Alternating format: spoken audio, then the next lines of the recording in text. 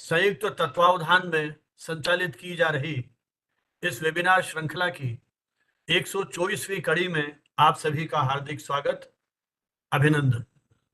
कार्यक्रम की शुरुआत में सबसे पहले मैं भारतीय विद्यापीठ के school of journalism and mass communication में सहायक प्रोफेसर प्रियंका सिंह जी से अनुरोध करूंगा कि वे सरस्वती वंदना की प्रस्तुति के साथ आज के कार्यक्रम को शुरू करें। प्रियंका जी करीब 7-8 वर्ष से भारतीय विद्यापीठ में शिक्षण कार्य से जुड़ी हुई हैं। उसके पूर्व रेडियो इंडस्ट्री में आपकी इनिंग रही है और आरजे प्रियंका के नाम से आपने शोज किए हैं। अनेक राष्ट्रीय अंतर्राष्ट्रीय आयोजनों के प्रबंधन की टीम के साथ भी आप सक्रिय रहीं और पॉडकास्टिंग पर, जो एक तरह से रेडियो की नई विधा है, उस पर आप अपनी पीएचडी के लिए रजिस्टर्ड हैं। मैं प्रियंका जी से अनुरोध करूंगा कि वे आज के इस कार्यक्रम को सरस्वती वंदना के माध्यम से शुरू करें। जी सर, बहुत बहुत धन्यवाद और बहुत बहुत धन्यवाद आज के हमारे प्रोमिनेंट स्पीकर्स का, हमारे गेस्ट का और हमसे जुड़े सारे पार्टिसिपेंट्स का। चलिए शुरुआत करते हैं इस वेबिनार की हमारी सरस्वती वंदना से, बिकॉज हमारे भारत में हर इवेंट बिना सरस्वती वंदना के इनकम्प्लीट है। तो आज सरस्वती माँ को याद करते शुरू करते हैं आज का। इतनी शक्ति हमें दे दाता, मन का विश्वास कमजोर हो, हम चले नेक रास्ते पे, हमसे भूल कर भी कोई भूल हो ना। इतनी शक्ति हमें दे न दाता, मन का विश्वास कमजोर हो ना। हम न सोचे हमें क्या मिला है, हम ये सोचे कि अब क्या है दर्पण। फूल खुशियों के बाटे सभी को, सबका जीवन के बन जाए मधुबन। अपनी करुणा का जल तू बहा दे, कर दे पावन हर एक के मन का कोना। हम चले ने रास्ते पे, हमसे भूल कर भी कोई भूल हो ना। हम चले नेक रास्ते पे, हमसे भूल कर भी कोई भूल हो ना। Thank you so much sir. बहुत बहुत धन्यवाद आपका इस प्रस्तुति के लिए।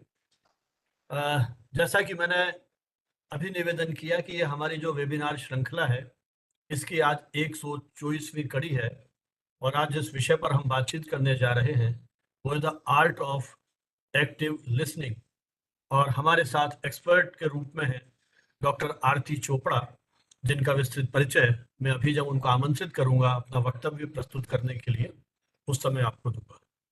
कम्युनिकेशन टुडे और भारतीय विद्यापीठ का यह संयुक्त उपक्रम, आप में से जो मित्र नियमित रूप से हमारे साथ जुड़ रहे हैं उनको इस बात की जानकारी होगी कि कम्युनिकेशन टुडे जयपुर से पिछले 28 वर्षों से नियमित रूप से प्रकाशित हो रहा है।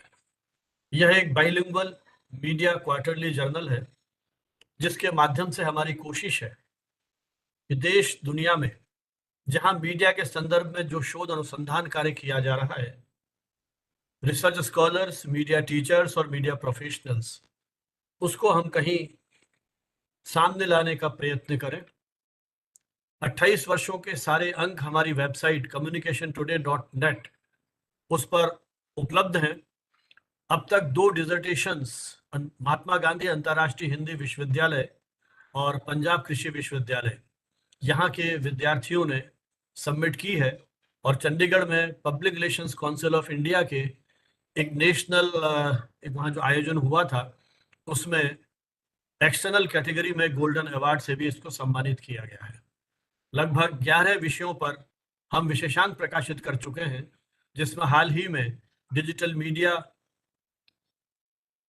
100 years of media education in India, media education, critical thoughts, media and Covid आदि ऐसे कुछ प्रमुख विषय हैं जिस पर हमने पिछले 28 वर्षों में ये विशेषांक प्रकाशित किए हैं। ये यात्रा अनवरत रूप से जारी है और कोविड काल में जब सब कुछ थम सा गया था, तब इस वैकल्पिक माध्यम से हमने कोशिश की कि विचार में विनिमय की यह परंपरा निर्बाध गति से आगे चलती रहे। 100 वेबिनार की श्रृंखलाओं के बाद भारतीय विद्यापीठ के साथ हमारा जुड़ाव होता है।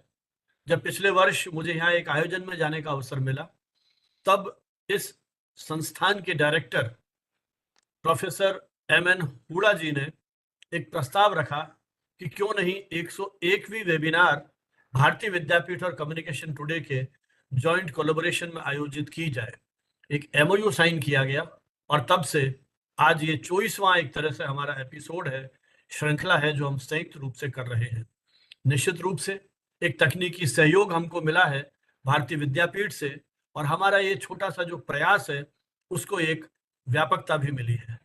ये पूरे जो प्रोसीडिंग्स हैं ये यूट्यूब पर लाइव प्रसारित की जा रही है और इसे फिर हम हमारे वेबसाइट पर यूट्यूब चैनल पर अपलोड कर देते हैं, ताकि जिन मित्रों के लिए किसी कारण से, चूंकि अब ऑफलाइन का दौर आ गया है, बच्चों की परीक्षाएं चल रही हैं, सबकी अपनी अपनी व्यस्तताएं, प्राथमिकता है, तो जब वे चाहें इस रिकॉर्डिंग को सुन करके अपना ज्ञान वर्धन कर सकते हैं।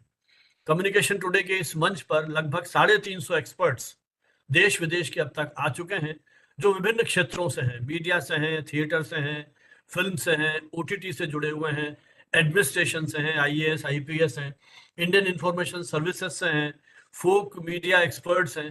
कहने का मतलब यह है कि अलग अलग क्षेत्रों से पॉलिटिशियंस हैं।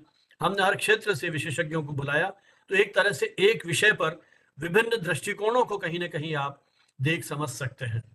आज के इस विषय पर चर्चा करने से पहले मैं प्रियंका जी से अनुरोध करूंगा कि जो आज के हमारी एक्सपर्ट स्पीकर हैं उनको वो एक ई बुके भेंट कर उनका स्वागत अभिनंदन करें।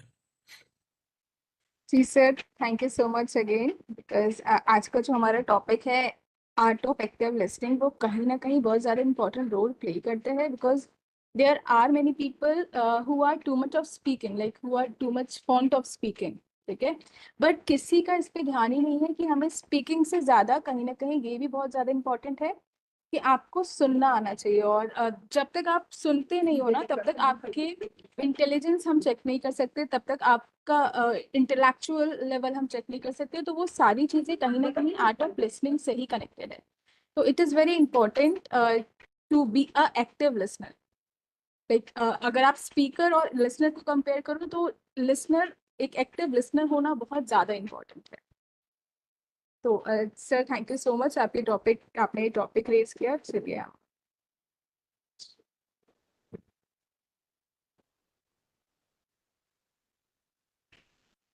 मैम, आपके लिए हमारी तरफ से एक gesture of respect, gesture of love and happiness. You're most welcome. Thank you so much, ma'am. You're welcome. चलिए, इस वैकल्पिक माध्यम का उपयोग हमने किया अतिथियों का बुके से स्वागत करने का। जहां हमारी भौतिक जो इस तरह के आयोजन होते हैं वहां व्यक्तिगत रूप से भेंट करने का हमको अवसर मिलता है, लेकिन इस तकनीक की दुनिया में आजकल क्या संभव नहीं है, तो इसी माध्यम से हमने स्वागत किया। और जैसा हर वेबिनार में हम इस बात को रेखांकित करते हैं कि जिस प्रकार इन पुष्पों की सुगंध, सुरभि जिस तरह से अपने आसपास के वातावरण में फैलकर एक सुगंध और सकारात्मक माहौल का सृजन करती हैं, उसी प्रकार हम भी इसी विचारों की खुशबू को दिगंतर में प्रसारित करते रहें। और ये छोटा सा हमारा विनम्र प्रयास, जो हम अक्सर कहते हैं कि विचारों का निवेश बहुत धीरे धीरे होता है, समय लगता है, ये बदलाव इतनी जल्दी नहीं होता है, तो हमारा भी लगभग 3-3.5 वर्ष की ये यात्रा, ये आंदोलन बने, इसी उम्मीद के साथ एक बार फिर डॉक्टर आरती चोपड़ा का स्वागत, अभिनंदन।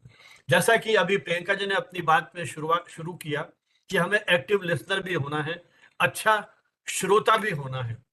वस्तुतः अच्छे वक्ता बनने का प्रशिक्षण तो अक्सर दिया जाता है विश्वविद्यालयों में और स्कूल में। हम लोगों ने इसी भाषण प्रतियोगिताओं में भाग ले लेकर के ही, डिबेट्स में पार्टिसिपेट करके ही कहीं छोटा मोटा प्रयास किया अपने व्यक्तित्व को निखारने का। लेकिन अक्सर होता है, इस वेबिनार में तो हम अक्सर देखते हैं सबके लगभग वीडियो बंद है, पता नहीं कितने ध्यान से सुन रहे हैं, नहीं सुन रहे हैं, है ना, केवल सर्टिफिकेट प्राप्ति के लिए ये उपस्थिति है, कुछ पता नहीं चलता है। क्लासेस में भी कई बार जब विद्यार्थियों का रेस्पॉन्स नहीं मिलता है तो लगता है आज क्लास पढ़ाने में मजा नहीं आया। वो की वो स्थिति अकादमिक आयोजनों में है। जब हम व्यक्तिगत बातचीत करते हैं तब भी कई बार एहसास होता है कि यार आज उसके साथ बात करने में मजा नहीं आया, वो ऐसा लग रहा था कि जैसे पूरा रेस्पॉन्स नहीं दे रहा है। तो जीवन के हर मोड़ पर कहीं ना कहीं हमें ऐसा लगता है। तो ये जो संवाद की प्रक्रिया है, कोई भी संचार की जो प्रक्रिया है, कम्युनिकेशन का जो प्रोसेस है, उसके ये तो बहुत सारे एलिमेंट्स हैं, उसके विस्तार में हम नहीं जाएंगे। लेकिन वक्ता और श्रोता दो छोर पर हैं, इनकी अपनी महती भूमिका है। तो एक अच्छा श्रोता बनने के लिए किस तरह के गुण हमारे होने चाहिए, अच्छे श्रोता के पीछे क्या मनोविज्ञान है, बहुत सारे प्रश्न इसके साथ जुड़े हुए हैं। तो हम आइए जानेंगे आज की जो हमारी एक्सपर्ट हैं डॉक्टर आरती चोपड़ा, उनसे। आरती जी का एक अपना लंबा अनुभव शिक्षण प्रशिक्षण के क्षेत्र में पिछले कई वर्षों से आप जुड़ी हुई हैं, और जो हमारे अनेक कॉरपोरेट के जो इस तरह के घराने हैं, हाउसेस हैं, उनमें भी आप नियमित रूप से जुड़ी हुई हैं, और वहाँ विभिन्न विषयों को लेकर के व्यक्तित्व विकास के उनको ट्रेनिंग आप दे रही हैं। लगभग 2 दशक का शिक्षण का अनुभव आपका, बिजनेस एडमिनिस्ट्रेशन में आपने अपना मास्टर्स किया, पीएचडी किया, लॉ ग्रेजुएट भी आप रही हैं, विधि की उपाधि भी आपने प्राप्त की है, और मीडिया के साथ भी किसी न किसी रूप में जुड़ाव है। आपने पब्लिक रिलेशंस का कोर्स भी किया और उसमें गोल्ड मेडलिस्ट भी रही हैं। अपने विषय से संबंधित अनेक पुस्तकें आपने लिखी हैं, और अनेक शोध पत्र देश विदेश की पत्र पत्रिकाओं में आपके प्रकाशित होते रहे हैं। तो एक तरह से अकादमिक क्षेत्र में आप निरंतर सक्रिय हैं और नियमित रूप से काम कर रही हैं। आपका अध्ययन अध्यापन का अनुभव भी विभिन्न कॉलेजेस का है। वर्तमान में आप जो जयपुर की एक निजी क्षेत्र की प्रतिष्ठित यूनिवर्सिटी है, पूर्णिमा यूनिवर्सिटी, उसका जो मैनेजमेंट फैकल्टी है, वहाँ एसोसिएट प्रोफेसर के रूप में आप पढ़ा रही हैं। इसके पूर्व सेंट जेवियर्स कॉलेज, तो वहाँ भी आपने अध्यापन कार्य किया, और भवंस कॉलेज जयपुर में जो है उसके साथ भी आपका जुड़ाव रहा है। छात्र राजनीति में भी आप सक्रिय रही हैं। हमारे यहाँ का एक बहुत पुराना कॉलेज है कनोडिया गर्ल्स कॉलेज, वहाँ की स्टूडेंट्स यूनियन की आप प्रेसिडेंट भी रही हैं, और बहुत सारे जो प्रोफेशनल ऑर्गेनाइजेशंस हैं जो इनके विषय से जुड़े हुए हैं, और फिर जो एनजीओज हैं उनके साथ भी आपका सक्रिय जुड़ाव है। तो अकादमिक क्षेत्र, एनजीओज, ऑर्गेनाइजेशंस, इन सब में आपका जो सक्रिय भूमिका है, उसमें उसने आपके व्यक्तित्व को एक विशेष पहचान दी है। अनेक अकादमिक आयोजनों में, सेमिनार कॉन्फ्रेंस में उनकी उपस्थिति जो है उसको हम बराबर नियमित रूप से देख सकते हैं। एक सेमिनार में आपको जो एक सर्टिफाइड कॉर्पोरेट ट्रेनर हैं, जो एक संस्था है SHRM, उसकी आप एक सर्टिफाइड कॉर्पोरेट ट्रेनर भी हैं, और उसके माध्यम से भी आपने एक ट्रेनर के रूप में अपनी अच्छी पहचान बनाई है। संयोग से आज के हमारे इस वेबिनार में कुछ प्रमुख और वरिष्ठ शिक्षाविद भी जुड़े हैं। प्रोफेसर अनिल मेहता, जो अभी मैं बता दूं कि अगला जो हमारा ये वेबिनार है उसमें एक्सपर्ट के रूप में अनिल जी की उपस्थिति हमारे साथ है 25 मई को शाम 6 बजे, 5:30 बजे, जैसा अपना ये नियमित रूप से आयोजन होता है। और वो विषय भी बड़ा महत्वपूर्ण है, रिसर्च पब्लिकेशन एथिक्स, इस पर वो आपसे बातचीत करेंगे।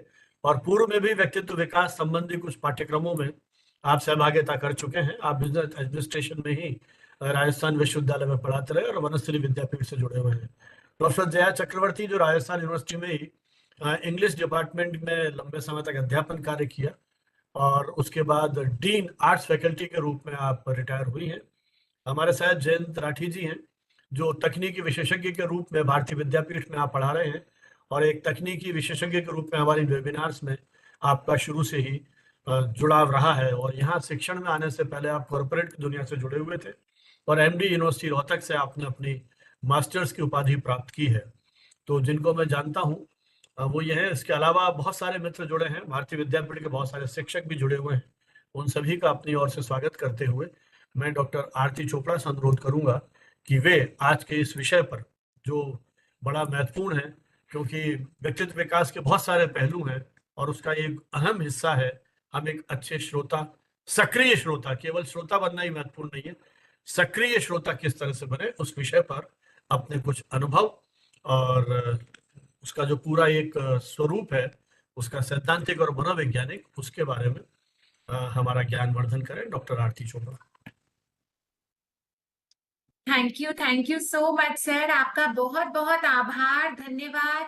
आपने जिस प्रकार से मेरा इंट्रोडक्शन दिया है उससे इतना आपने विस्तृत मेरा परिचय दिया है जिससे मुझे बहुत ही प्रसन्नता भी हो रही है, साथ में बहुत भावुक हो गई हूँ, मैं बहुत इमोशनल हो गई हूँ, आंखों में आंसू आ गए कि अगर हमारे इतने सीनियर हमारे टीचर्स हमारे बारे में ऐसा कहते हैं तो इससे अच्छी खुशी की बात कोई भी एक स्टूडेंट के लिए नहीं हो सकती है।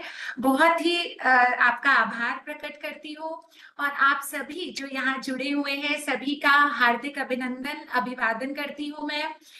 विशेष तौर पर जैसा कि आपने बताया, कम्युनिकेशन टुडे और भारतीय विद्यापीठ के तत्वावधान में ये वेब सीरीज आप कराते रहे हैं काफी वर्षों से, काफी 124वीं कड़ी है, अर्थात बहुत लंबा समय हुआ कि आपने 100 एपिसोड्स इसके पहले स्वयं किया और उसके बाद भारतीय विद्यापीठ से आपका ये कोलैबोरेशन हुआ।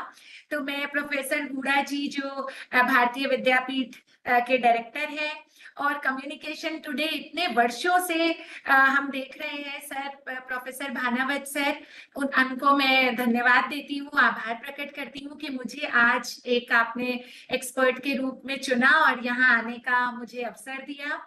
साथ ही मेरे गुरु, मेरे टीचर प्रोफेसर अनिल मेहता साहब भी जुड़े हैं, तो मैं बहुत बहुत थैंक यू देती हूँ। सर इतने व्यस्त रहते हैं, सर के पास इतने काम है, परंतु फिर भी सर ने समय निकाला ये सेशन अटेंड करने के लिए। तो मैं सर से ही सीखा है, एक्चुअली सच बताऊं तो सर ही सबसे बड़े प्रेरक रहे हैं और उन्हीं से सीख करके लगा कि ये एक अच्छा मंच है, इस तरीके से आगे बढ़ा जा सकता है ट्रेनिंग के रूप में। तो उनको भी धन्यवाद देती हूँ। साथ ही प्रोफेसर जया मैम, आपको भी मैं अभिवादन करती हूँ, आपको धन्यवाद देती हूँ कि आप इस मंच से आज जुड़े हैं। और भारतीय विद्यापीठ के जितने भी स्टाफ मेंबर्स हैं, डॉक्टर जयंत, डॉक्टर प्रियंका, आप सभी को भी मैं नमस्कार करती हूँ। और बहुत ही सही मुझे लग रहा था कि जब डॉक्टर प्रियंका बात कर रही थी और फिर उसके बाद जब प्रोफेसर भानावत ने बात की, तो मुझे लगा कि मेरा जो सेशन है जो आज का, उसका निचोड़, उसका जो समरी है वो तो आप दोनों ने बता ही दिया। क्योंकि एक्चुअली में आज हम यही बात करने वाले हैं कि आज जो एज है वो कम्युनिकेशन की एज है। आज हम बोलते हैं today it is the age of communication. तो ये वास्तविकता है कि आज कम्युनिकेशन की एज है। लेकिन जैसा कि अभी प्रोफेसर भानावत ने कहा कि कम्युनिकेशन में एक सिरे पर वक्ता खड़ा है और दूसरे सिरे पर श्रोता खड़ा है, मतलब एक तरफ स्पीकर है और एक तरफ लिसनर है। लेकिन हम जाने अनजाने क्यों हम एक तरफ जो लिसनर खड़ा है, जो श्रोता खड़ा है, उसकी भूमिका को, उसके रोल को हम कहीं ना कहीं मानने से या तो इनकार करते हैं या फिर हम उसकी भूमिका को कमतर आंकते हैं। हम अपने बचपन से ही ज्यादा हमें सिखाया जाता है कि बोलना कैसे है, किस प्रकार से हमें पब्लिक स्पीकिंग करनी है। छोटे से बच्चे होते हैं तो माता पिता चाहते हैं कि मंच पर जाएं, बोलें, किसी डिबेट कंपटीशन में भाग लें, कोई कहीं ऐसी जगह भाग लें। और जो अधिकतर जो अवार्ड्स मिलते हैं वो भी देखा जाए तो केवल वक्ता को मिलते हैं। कभी कभी ऐसा होता था कि कोई वक्ता आते थे हमारे यहाँ, हम स्कूल में पढ़ते थे और हमें धूप में बिठा दिया जाता था और वो वक्ता बोलते चले जाते थे और हम सब सुनने वाले बहुत ही बोर हो जाते थे और परेशान हो जाते थे। और हम एंड में कहते थे कि अरे ये पुरस्कार जो इन्हें दिया जा रहा है ये तो हमें दिया जाना चाहिए, जो कि हमने इनको सुना है। तो एक्चुअली हम कहीं ना कहीं श्रोता की जो भूमिका है उसको कम आंकते हैं। लेकिन वास्तव बात तो यही है कि जो पूरा संप्रेषण है, जो पूरा कम्युनिकेशन है, वो कंप्लीट कैसे होगा कि एक जो सेंडर ऑफ इंफॉर्मेशन, यानी कि जो बोलने वाला है, वक्ता है, चाहे वो किसी भी प्रकार से भेज रहा है, वर्बल भेज रहा है, मैसेज के माध्यम से भेज रहा है, ईमेल के माध्यम से भेज रहा है, तो एक जो वक्ता है वो अपने मैसेज को एनकोड करता है, वो मैसेज जाता है एक श्रोता के पास, सुनने वाले के पास, और वो उसे डिकोड करता है और उसे समझता है। उसे समझकर अपनी समझ के अनुरूप वो उसका उत्तर या फीडबैक सेंडर को भेजता है। ये जब पूरा एक सर्कल बनता है तब जाकर के एक संप्रेषण समाप्त होता है या पूरा होता है। लेकिन हम जो है ज्यादा फोकस करते हैं केवल बोलने वाले पर।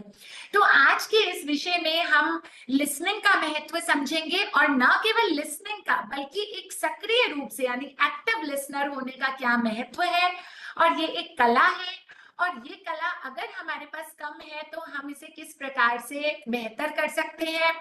और जैसा कि प्रियंका मैम ने अभी कहा कि अगर किसी की बुद्धि हम जानना चाहें तो उसने कितना सुना है, उससे उसकी, क्योंकि देखिए बोल तो हम वही सकते हैं जो हमें ऑलरेडी आता है, यानी जो हमें पहले से आता है बोल तो हम वही सकते हैं, लेकिन सुन हम वो सब सकते हैं जो अभी तक हमें नहीं आता है। अर्थात हमारी बुद्धि का अधिक विकास बोलने की बजाय सुनने से होगा।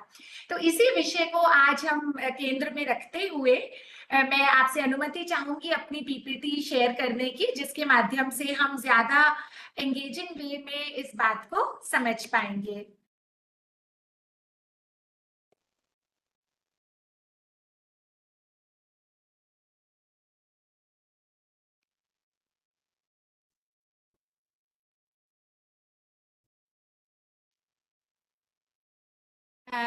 सर प्लीज मुझे एक बार जयंत सर कंफर्म कीजिएगा कि क्या आपको पीपीटी विजिबल है। मैं तो देख पा रही हूँ। विजिबल है मैम, हाँ। विजिबल। जी जी, थैंक यू थैंक यू। कहीं कोई तकनीकी व्यवधान हो तो आप कृपया मुझे बता दीजिएगा। जी जी, तो आज का जैसे आपको बताया गया कि विषय है the art of active listening, एक ऐसी कला जिसके लिए क्या क्या रिक्वायर्ड है आपको, अटेंशन, पेशेंस और प्रैक्टिस, ये तीनों ही चीजें आपको रिक्वायर्ड है आज के समय में अगर आप अच्छे श्रोता बनना चाहते हैं, लिसनर बनना चाहते हैं तो। और आज देखा जाए तो हमारे पास अटेंशन की बहुत बहुत कमी है, क्यों है वो हम आगे बात करेंगे। हमारे पास पेशेंस की भी कमी है, और प्रैक्टिस तो हम धीरे धीरे करते हैं, तो धीरे धीरे समय के साथ ही हम एक अच्छे लिसनर बन सकते हैं।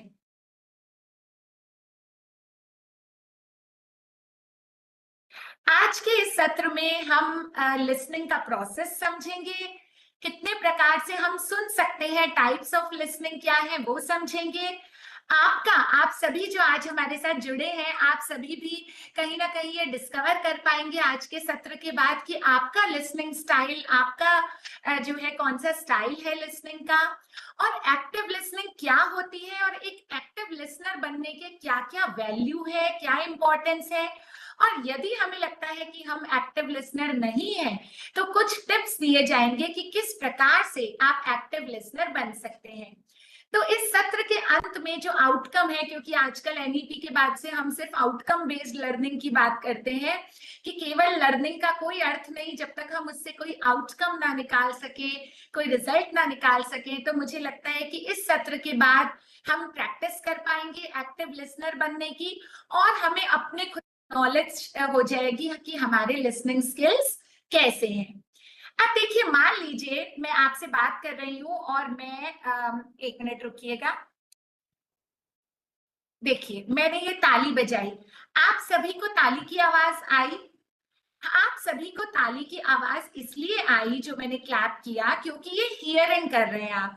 हियरिंग एक ऑटोमेटिक प्रोसेस है। देखिए अगर ईश्वर ने हमें ये सारे सेंसेस दिए हैं, इसी तरीके से अगर ईश्वर ने हमें श्रवण शक्ति दी है, मतलब सुनने के लिए कान दिए हैं, तो ऑटोमेटिक सी बात है कि कोई भी आवाज जो हमारे कानों पर गिरेगी वो हमारे कानों के अंदर जाएगी ही। तो जो हर आवाज, जैसे कि अभी मेरे घर के बाहर से एक कार हॉर्न बजाते हुए गई है, जैसे कि मान लीजिए कोई चिड़िया बोल रही है, हमारे घर के पीछे गार्डन में एक बिल्ली आई है और वो म्याऊं म्याऊं कर रही है, या फिर हमारी जो डोमेस्टिक हेल्प है वो किचन समेट रही है तो कुछ आवाज हो रही है, ये सारी आवाजें मैं सब सुन सकती हूँ। मैं इसलिए सुन सकती हूँ क्योंकि ये सब सुनना हियरिंग है, लेकिन लिसनिंग हियरिंग से अलग है। हियरिंग तो चूंकि हमें सुनने के लिए भगवान ने कान दिए हैं इसलिए हम हियर करते हैं, लेकिन हमें एक्सीडेंटल या इनवॉलेंटरी या एफर्टलेस, यानी जिसमें हमारा कोई प्रयास नहीं लग रहा है, जो एक्सीडेंटल तौर पर हमारे कान में आवाज जा रही है, उससे हम एक्टिव लिसनर नहीं बन सकते हैं। लिसनिंग वो होती है जिसमें हम फोकस्ड होते हैं, एक केंद्रित होकर के सुनते हैं, वॉलेंट्री अपनी इच्छा से और अपने इंटेंशन से कि हाँ हमें इस व्यक्ति की बात को सुनना है। तो लिसनिंग एक कॉन्शियस एफर्ट है, ना कि ऑटो पायलट मोड पर हियरिंग, जो हम कहीं भी जाते हैं तो हॉर्न बज रहे हैं, सब्जी वाले बोल रहे हैं, तो ये सब हियरिंग है। लेकिन लिसनिंग एक कॉन्शियस एफर्ट होता है। जैसा कि अभी मैंने आपको बताया, ये एक प्रोसेस समझते हैं हम कम्युनिकेशन का। एक ट्रांसमीटर है, ट्रांसमीटर यानी कि जो संदेश दे रहा है, वो संदेश देने वाला कौन हो गया? स्पीकर। जैसे आज के सत्र में आपने मुझे ट्रांसमीटर बनाया, मैं बोल रही हूँ। एक मैसेज के साथ ये शुरू होता है, मैं एक मैसेज लेकर आई हूँ, अपने मैसेज को मैं एनकोड कर रही हूँ अपने शब्दों के माध्यम से, फिर ये मैसेज ट्रांसमिट हो रहा है वेबएक्स के माध्यम से, और आप सभी इस मैसेज को रिसीव कर रहे हैं, डिकोड कर रहे हैं सुनकर, और फिर आप उस पूरी बात को सुनने के बाद मुझे कोई ऐसा हिंट देंगे जिससे मुझे ये पता चलेगा कि आप मेरी बात को सुन रहे हैं। वो क्या हो सकता है? वो फीडबैक भी हो सकता है, या फिर आप मुझसे कोई प्रश्न पूछ सकते हैं जिससे मुझे लगेगा कि आपने मेरी बात को सुना है और उसमें आपको कोई समस्या आ रही है, इसलिए आप मुझसे प्रश्न पूछ रहे हैं। तो आप देखिए कि ये पूरा एक प्रोसेस है। अब मान लीजिए, एक बार अज्यूम करके देखिए कि मैं इस व्यक्ति को यहाँ से हटा दूं जो सुन रहा है, जिसके कान के पास है, इसको यहाँ से हटा दें और ये बोलने वाला ही केवल बोल रहा है। तो आप मुझे प्लीज बताएं कि क्या कम्युनिकेशन कंप्लीट हुआ? क्या संप्रेषण कंप्लीट होगा? ऐसे एक दो कोई मुझे आंसर मिले तो मुझे बहुत ही अच्छा लगेगा। मुझे लगेगा कि आप सब मेरे साथ जुड़ रहे हैं और एक्टिवली सुन रहे हैं। आपको क्या लगता है कि केवल बोलने चैट से बॉक्स हो में भी लिख जाएगा? सकते हैं, चैट बॉक्स में भी लिख सकते हैं। चैट बॉक्स में नो मैम, अरे वाह वाह, बहुत ही बढ़िया ऑप्शन आपने ये दिया सर, चैट बॉक्स में आंसर आने भी लगे तो नहीं होगा। अर्थात आप सभी ये मानते हैं कि जब तक ये पूरे पांचों स्टेप्स पूरे नहीं होंगे तब तक जो है ये प्रोसेस पूरा नहीं होगा। बहुत बढ़िया विभा मैम, बहुत ही बढ़िया। तो इसका मतलब ये हुआ कि यदि हम लिसनिंग को हियरिंग से अलग करना चाहें तो लिसनिंग क्या है? ये एक प्रोसेस है, receiving, constructing the message and responding. देखिए, मैसेज को रिसीव करना, उसको अपने माइंड में कंस्ट्रक्ट करना, और वर्बल या नॉन वर्बल रिस्पॉन्ड करना, ये बताने के लिए कि मुझे बात समझ आई है कि नहीं। जैसा कि अभी प्रोफेसर भानावत ने कहा कि जब हम कभी कभी क्लास में जाते हैं तो हमें लगता है आज मजा नहीं आया क्लास में पढ़ाने का। मान लीजिए आज मैं क्लास में कोई डिफिकल्ट टॉपिक पढ़ाती हूँ और स्टूडेंट ऐसे बैठते हैं या सिर खुजा रहे हैं या पेन से खेल रहे हैं, तो एक तरीके का नॉन वर्बल क्यू वो मुझे दे रहे हैं, नॉन वर्बल मैसेज दे रहे हैं कि मैम हमें आपकी बात अभी पूर्ण रूप से समझ में नहीं आई है। अर्थात लिसनर जो है वो आपको वर्बल या नॉन वर्बल क्यू से ये बता सकता है कि आपकी बात जो है, आपका जो प्रोसेस है संप्रेषण का, वो समाप्त हुआ या नहीं हुआ। अब देखिए, पूरा जो कम्युनिकेशन अगर प्रोसेस दो चीजों से बनता है, बोलने वाले और सुनने वाले से, तो आप बताइए कि यदि हम एक व्यक्ति को ही हटा दें, लिसनर को ही हटा दें, तो क्या वो एक इफेक्टिव कम्युनिकेशन, एक अच्छा संप्रेषण कहलाया जाएगा? नहीं हो पाएगा। तो कम्युनिकेशन की जो दो मुख्य एक्टिविटीज हैं, दो प्राइमरी एक्टिविटीज हैं, बोलना और सुनना, उसमें से ये एक सबसे इंपॉर्टेंट एक प्राइमरी एक्टिविटी है सुनना। लेकिन अब समस्या क्या है? समस्या ये है कि मोस्ट ऑफ द इंडिविजुअल्स, यानी जो अधिकांश व्यक्ति जो होते हैं, वो स्पीकर तो बहुत अच्छे होते हैं लेकिन लिसनर्स नहीं होते, क्योंकि लिसनिंग के लिए चाहिए बहुत ज्यादा पेशेंस। और तो लिसनिंग को सिखाया जा सकता है, हम सीख सकते हैं लिसनर्स, यानी लिसनर बनना हम सीख सकते हैं। लिसनर बनने के लिए जो सबसे इंपॉर्टेंट बात है, जो एक अच्छा लीडर लिसन करता है वो करता है बिना जजमेंटल हुए। अर्थात आपको जज नहीं करेगा, जब आपकी बात सुनेगा तो आपको बिल्कुल जज नहीं करेगा, ओपन माइंड और ओपन ईयर से आपकी बात जो है वो सुनना चाहेगा। इस बारे में मैं आपको एक बहुत ही अच्छा एग्जांपल दूंगी, हमारे रतन टाटा साहब का। रतन टाटा साहब जो है वो बहुत ही पॉपुलर है, बहुत ही फेमस एक लीडर है, बिजनेस लीडर है, जो कि एक कमाल के लिसनर है। उनके पास कोई भी, चाहे वो उनका एम्प्लॉय ही क्यों ना हो, कोई भी जब उनके पास जाता है तो वो एम्पैथेटिक लिसनिंग, यानी वो एक्टिव एक्टिव लिसनिंग करते हैं, एम्पैथेटिक लिसनिंग करते हैं, सामने वाले की बात को सुनते हैं, समझते हैं और उसके बाद ही अपना कोई मत उस पर देते हैं। तो ये बहुत बड़ा एक एग्जाम्पल है हमारे लिए। जैसे अब देखिए, एक पूरा प्रोसेस है लिसनिंग का। जब कोई व्यक्ति बात को सुनता है तो उसका पूरा एक प्रोसेस है। हम हियर करते हैं, सुनते हैं। हियर, जैसे मैंने आपको कहा कि हियर तो एक नेचुरल प्रोसेस है, एक्सीडेंटल है। जिसके पास भी कान है वो सब हियर करेंगे। तो पहले हम हियर करते हैं, फिर हम अटेंशन देते हैं उस पर। Attention, we have to be very very attentive. हम अटेंशन देते हैं।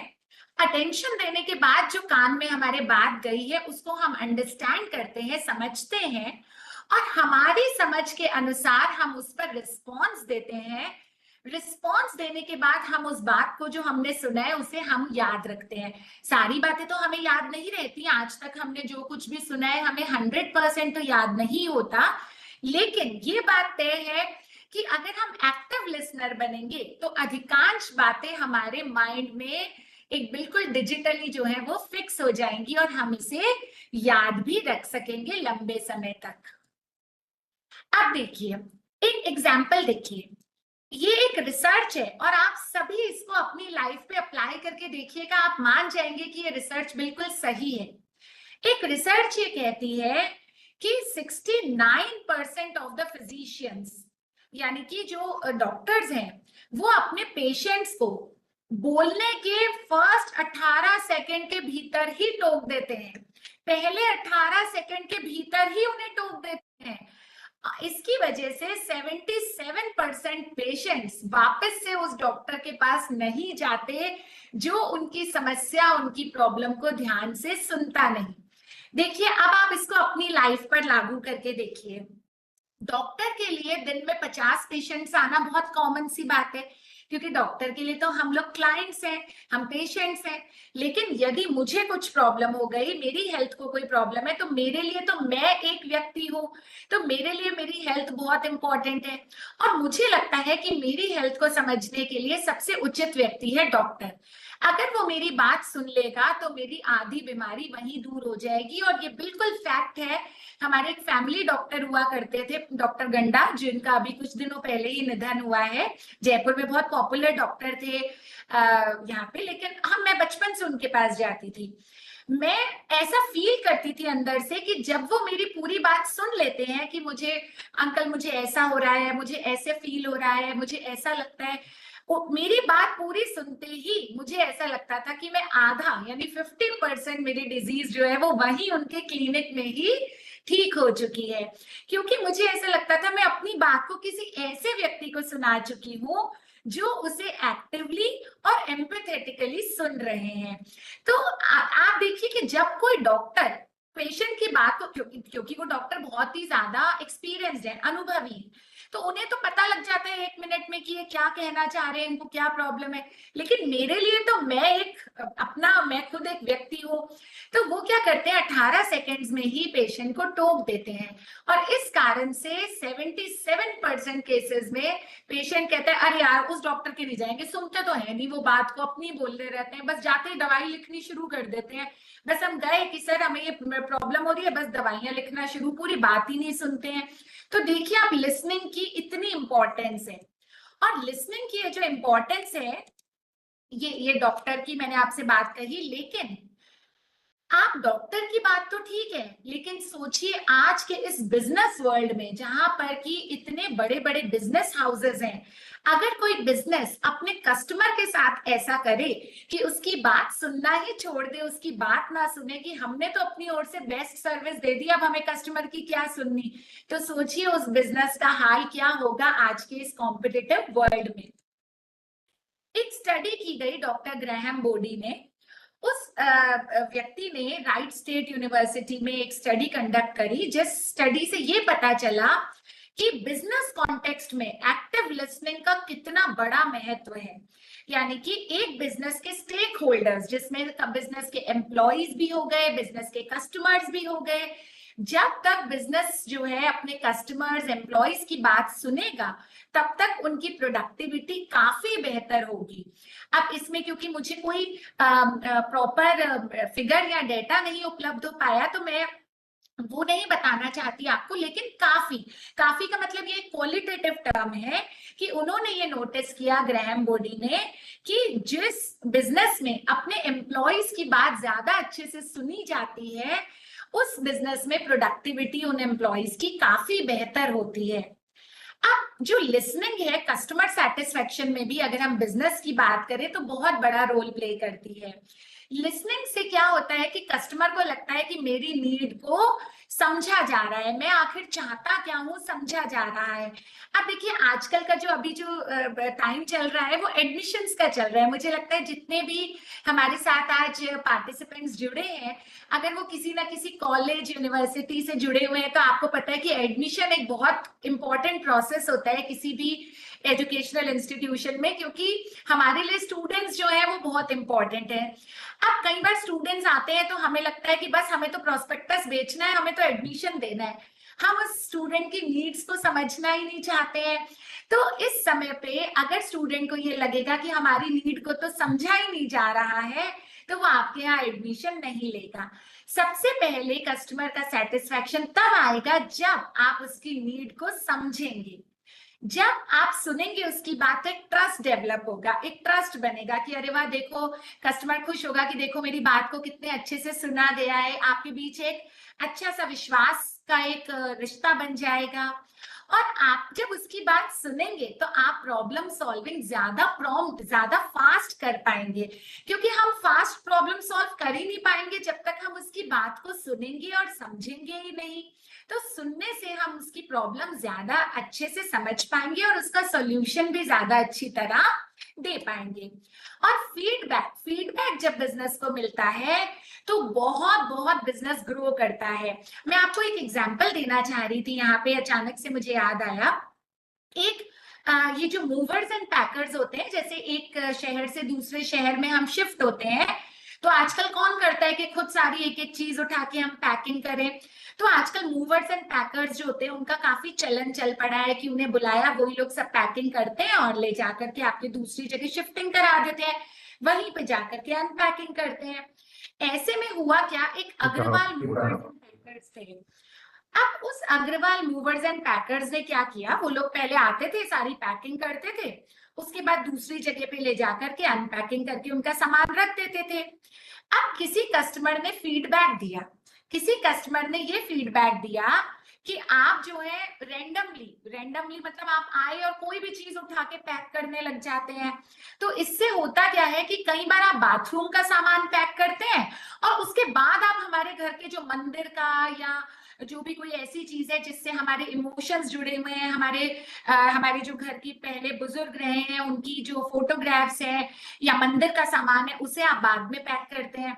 तो ये बात हमें अच्छी नहीं लगती है, तो आप इसके लिए कुछ कीजिए। अग्रवाल पैकर्स एंड मूवर्स ने इसको एक फीडबैक की तरह लिया, उसको ध्यान से सुना, समझा और फीडबैक लेकर के उन्होंने ये प्रोसेस बनाया, अपना ये सिस्टम बनाया कि वो जाएंगे, उनके जो एम्प्लॉइज है बाहर जूते उतारेंगे, जूते उतारने के बाद अंदर हाथ धोएंगे, हाथ धोने के बाद में सबसे पहले जो मंदिर का सामान है या फिर जो उस घर के जो बड़े बुजुर्ग हैं उनकी जो तस्वीरें हैं उनको पैक करेंगे और उसके बाद में बाकी के घर का सामान जो है पैक करेंगे। उसी प्रकार से जब वापस अनपैकिंग करेंगे तो भी पहले जूते उतारेंगे, हाथ धोएंगे, सारा जो मंदिर का सामान है वो अपनी जगह सेट करेंगे, उसके बाद बाकी का सामान खोलेंगे। तो इस प्रकार से फीडबैक आप देखिए बिजनेस में जब हम सुनते हैं, और अगर ऐसा होता है वो सुन के कहते हैं अरे कस्टमर तो कुछ भी बोलते रहते हैं, हर कस्टमर कुछ भी बोलेगा तो हम हर कुछ थोड़ी सुनेंगे, तो देखिए इतना इम्पैक्ट उनके बिजनेस पे नहीं पड़ता। अब अगर बात करें टाइप्स ऑफ लिसनिंग की कि कितने प्रकार की टाइप्स लिसनिंग कितने प्रकार की होती है, तो लिसनिंग एक तो होती है देखिए इंफॉर्मेशनल कोई इंफॉर्मेशन देनी है। मान लीजिए मुझे किसी पियोन ने आकर के कहा कि मैडम आपको वाइस चांसलर साहब बुला रहे हैं, या वाइस चांसलर साहब ने कहा है कि आज 4 बजे सबकी मीटिंग है, या आपको केवल एक इंफॉर्मेशन दी जा रही है। इंफॉर्मेशन में आप केवल इंफॉर्मेशन सुनते हैं, किसी प्रकार का कोई क्रिटिसिज्म जजमेंट नहीं करते हैं, केवल की पॉइंट पे फोकस करते हैं, कितने बजे है, किस डेट को है, क्या है, केवल इंफॉर्मेशनल। ये तो हो गई बेसिक लिसनिंग। फिर होती है क्रिटिकल लिसनिंग। क्रिटिकल लिसनिंग ऐसी जिसमें आपको उस बात में से कुछ ना कुछ अंडरस्टैंडिंग निकालनी होती है, उस बात में आपको कोई एविडेंस, कोई सबूत, कोई प्रूफ ढूंढने होते हैं कि ये बात सही है या सही नहीं है, या उसमें आपको कोई लॉजिकल रीजनिंग लगानी होती है। जैसे कि हमारे पास मैसेज आ गया कि इतने लोगों की इतने प्रतिशत सैलरी बढ़ेगी या इतने लोगों को इतनी समर वेकेशन मिलेगी, तो हम कैलकुलेशन करने लगते हैं कि भाई हमारा कितना पीएफ बन रहा है, हमारी कितनी छुट्टी बन रही है। तो क्रिटिकल लिसनिंग जो है। उसके बाद में अप्रिशिएटिव लिसनिंग, जो हम अपनी मूवीज देखते हैं, गाने सुनते हैं, इसमें किसी प्रकार का कोई एनालाइजिंग नहीं है, केवल हम एंटरटेनमेंट के लिए कुछ सुन रहे हैं। और जो सबसे इंपॉर्टेंट लिसनिंग होती है, जो आज के टाइम में बहुत बहुत मिसिंग है, वो है एम्पैथेटिक लिसनिंग। अर्थात ये स्पीकर के इमोशंस को फोकस करती हुई, मतलब अगर आज मान लीजिए कि मुझे कोई कलीग मेरी आकर के कहती है कि मैम बहुत परेशान चल रही हूँ, बहुत काम है यूनिवर्सिटी में, घर में भी बहुत समस्या चल रही है, तो मैं ना केवल उनको सुनूं बल्कि एम्पैथेटिकली उनकी जो जिस सिचुएशन से वो गुजर रही है उसको समझने की कोशिश करूं। ये है एम्पैथेटिक लिसनिंग, जो आज के समय में बहुत बहुत मिसिंग है। और मैं आपको एक बात आगे आएगी, लेकिन मैं आपको अभी इसी के साथ बताना चाह रही हूँ। आपको जानकर हैरानी होगी और आप मुझे चैट बॉक्स में बताइएगा कि कितने लोगों ने ये बात सुनी हुई है। मुझे जब ये पता चला तो मुझे बहुत हैरानी हुई। आजकल एम्पैथेटिक लिसनर बनना एक जॉब है, it is a job. Upwork और फिवर नाम की जो कई प्लेटफॉर्म्स हैं जो फ्रीलांसिंग बिजनेस, गिग इकोनॉमी जो देते हैं, यानी कि जो लोग फुल टाइम जॉब नहीं करते हैं, कई सारे ऐसे प्लेटफॉर्म्स हैं जहां पर आप कोई डेली बेसिस पे कोई नौकरी कर सकते हैं, गिग इकोनॉमी जिन्हें कहा जाता है। मुझे बहुत हैरानी हुई, अरे वाह शिवम जी आपने सुन रखा है, बहुत अच्छी बात है कि सिर्फ सुनने का। मान लीजिए मैं अपने जीवन में बहुत परेशान चल रही हूँ और मैं सोचती हूँ मेरा एक कोई ऐसा व्यक्ति नहीं है जो मेरी बात को सिर्फ सुन ले, मुझे उससे कोई सॉल्यूशन नहीं चाहिए, केवल वो मेरी बात को सुन ले। और सुन ले मतलब कोई ऐसा है ही नहीं जो सुन ले।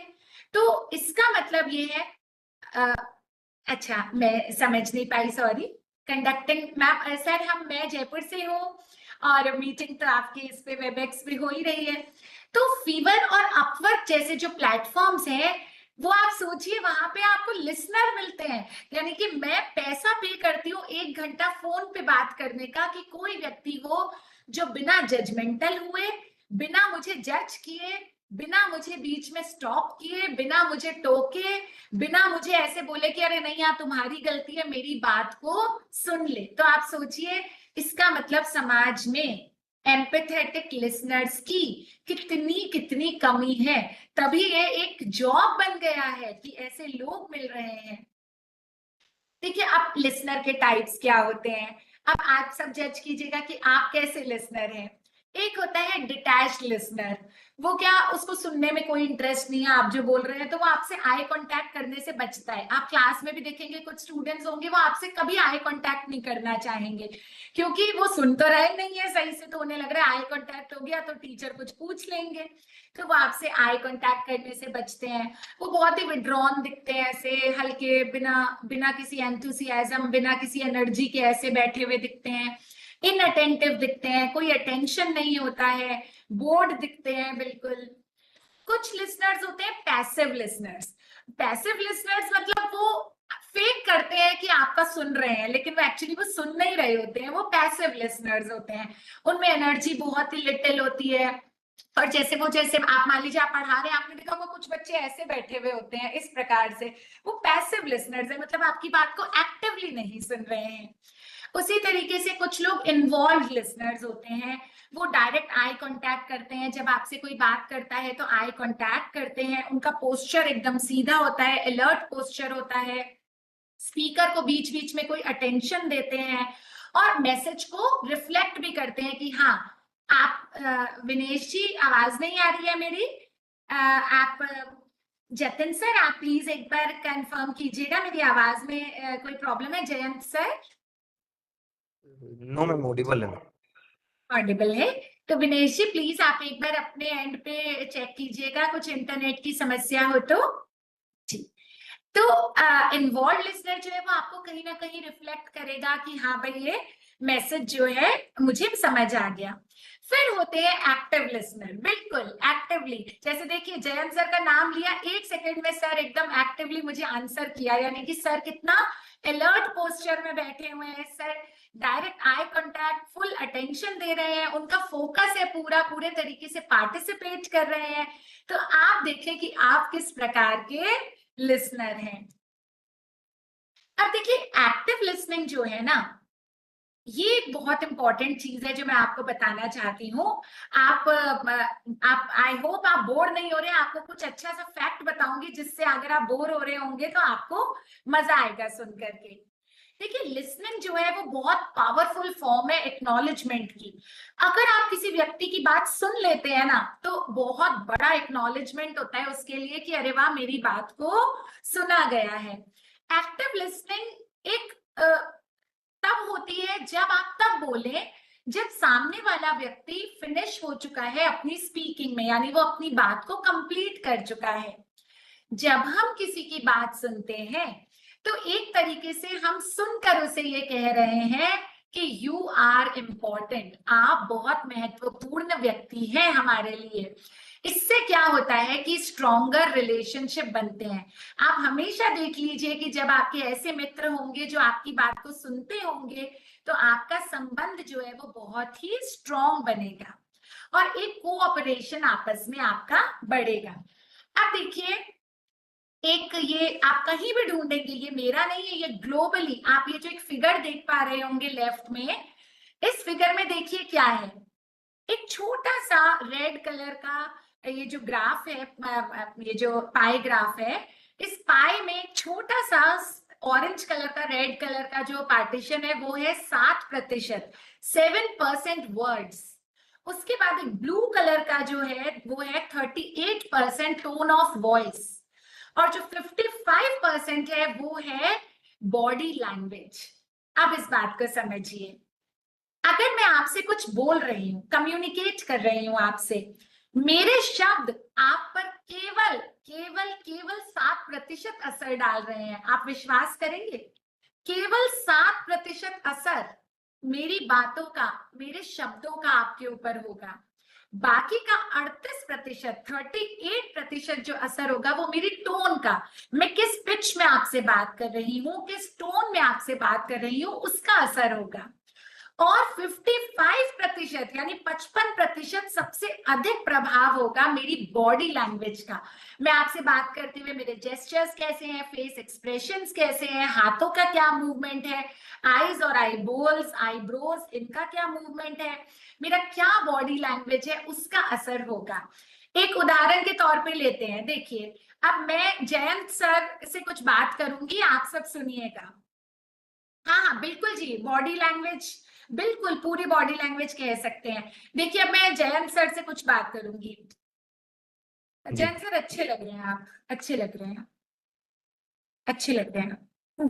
देखिए मैंने जयंत सर से कहा है एक बार, क्योंकि हम ऑनलाइन मोड पर है इसलिए मैं फिर एक बार कहूंगी, मैं जयंत सर को कुछ कहूंगी, जयंत सर आप अच्छे लग रहे हैं। अब देखिए मेरे शब्द तो, जयंत सर आप अच्छे लग रहे हैं, देखिए मेरे शब्दों में तो कोई बुराई नहीं है, शब्द तो मैंने बिल्कुल सही कहे हैं, कोई बुराई तो नहीं की है, लेकिन क्या आप सभी को सच में लग रहा है कि मैंने जयंत सर की तारीफ की है?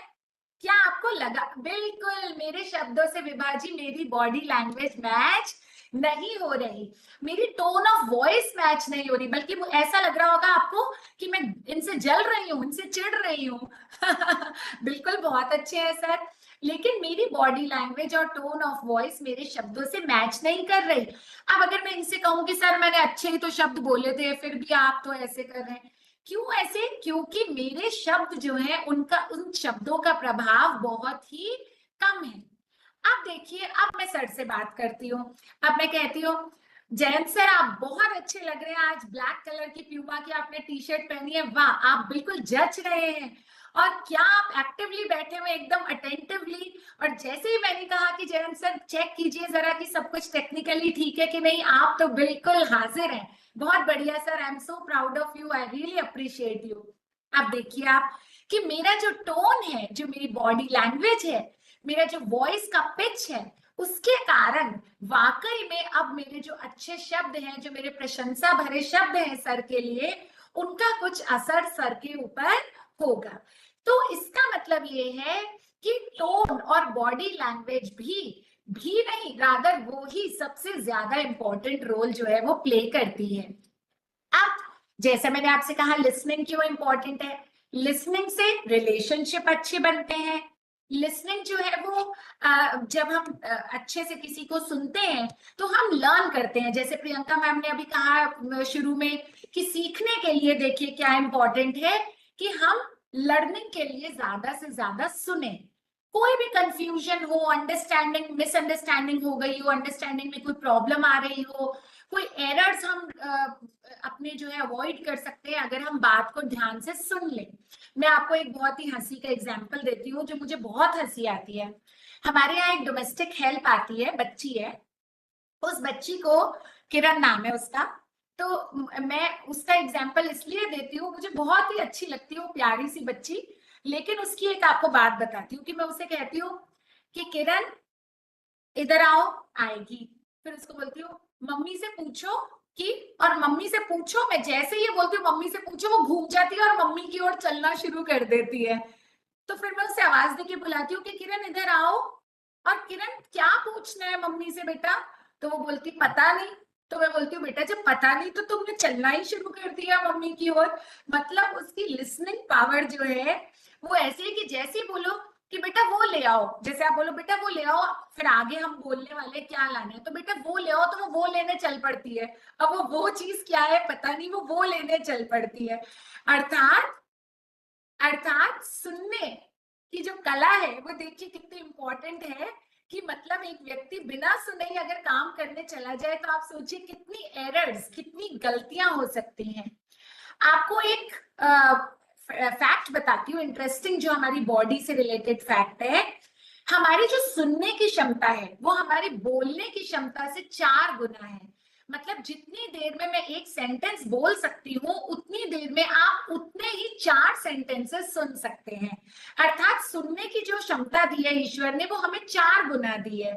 तो क्या हम इसको एफिशिएंटली यूज करते हैं? इतनी बढ़िया हमें क्षमता मिली है सुनने की, लेकिन हम एक अच्छे लिसनर नहीं बनते क्योंकि हम अपनी उस इतनी बड़ी क्षमता को, यानी कि जो बोलने से 4 गुना वाली क्षमता है, उसका हम अच्छे से उपयोग नहीं करते हैं। एक आपको पता है नेटिव अमेरिकन यानी जो लैटिन अमेरिका में एक ट्रेडिशन हुआ करता था।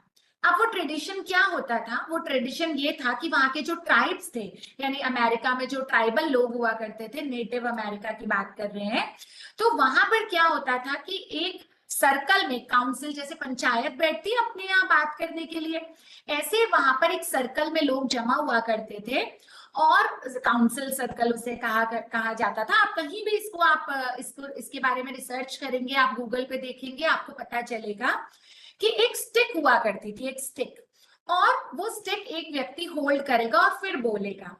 तो इसका मतलब ये है कि जिस व्यक्ति के हाथ में वो स्टिक है केवल वही व्यक्ति बोलने के लिए एलिजिबल है। बाकी के लोग क्या करेंगे? केवल उसको एक्टिवली सुनेंगे। अर्थात लिसनिंग की इतनी बड़ी इंपॉर्टेंस थी नेटिव अमेरिकन ट्रेडिशन में कि वो स्टिक लेके जो व्यक्ति बोल रहा है उसे कोई भी इंटरप्ट नहीं कर सकता।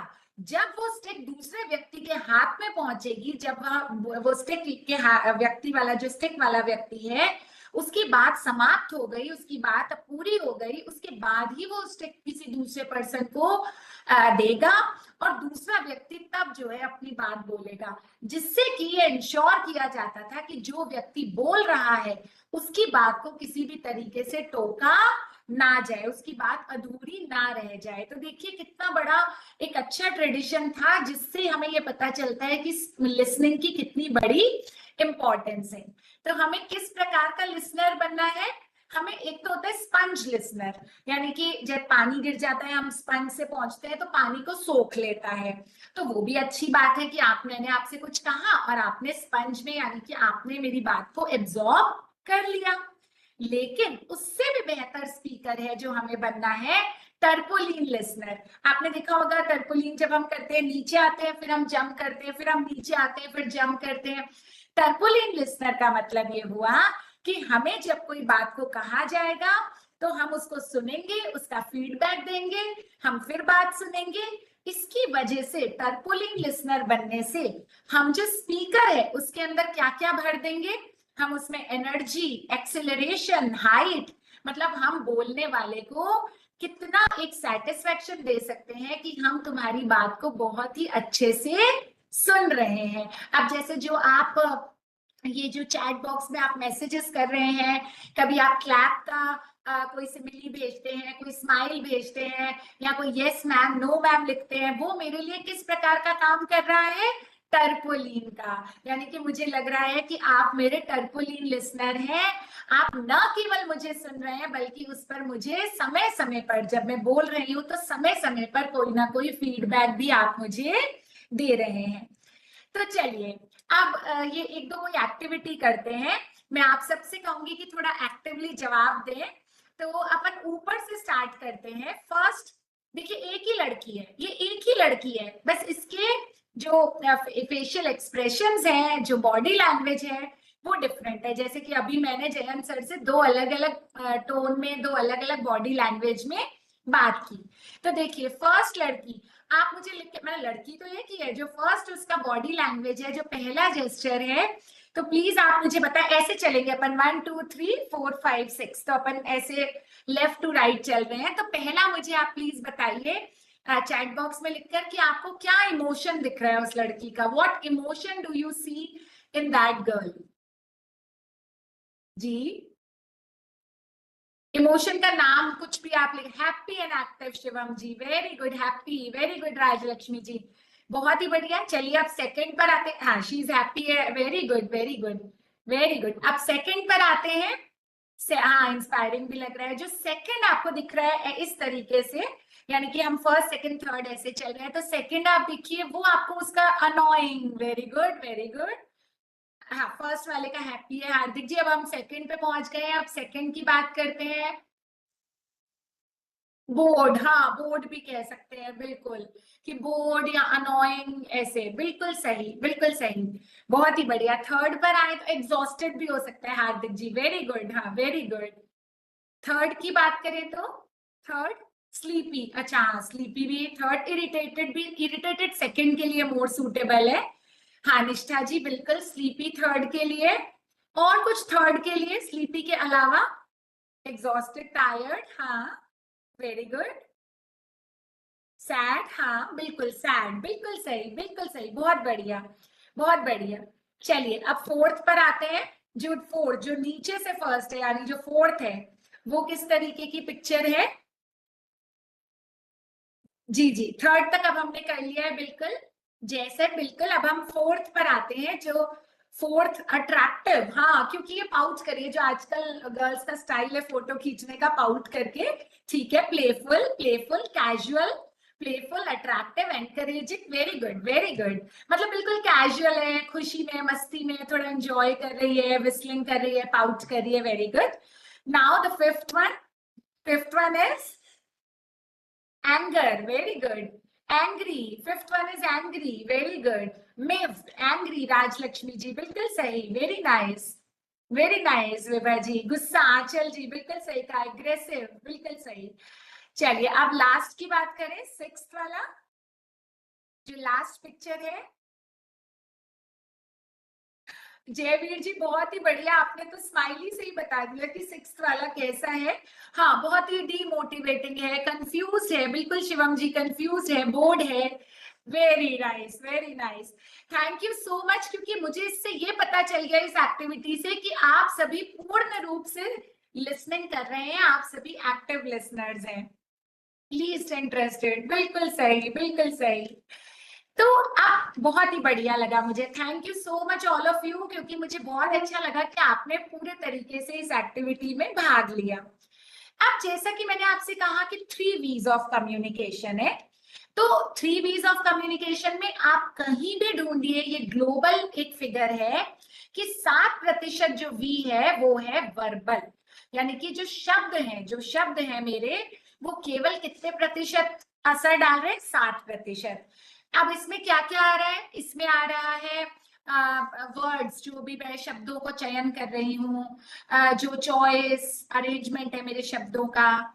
उसके बाद 38% है वोकल मतलब मेरी बात करने की जो टोन है, पिच है। अब देखिए, अगर मैं ऐसे बात करूं, आज का हमारा सत्र है आर्ट ऑफ एक्टिव लिसनिंग, आप सभी सुनिए मैं क्या कहना चाहती हूँ। ऐसे कोई सुनेगा? आप सुनेंगे मेरी बात को? मैं अगर ऐसे बात करूंगी आप नहीं सुनेंगे, क्योंकि आपको मेरी टोन, मेरी पिच, मेरी रिदम बहुत ही इरिटेटिंग लगेगी और आप 5 मिनट से ज्यादा मुझे नहीं सुन पाएंगे।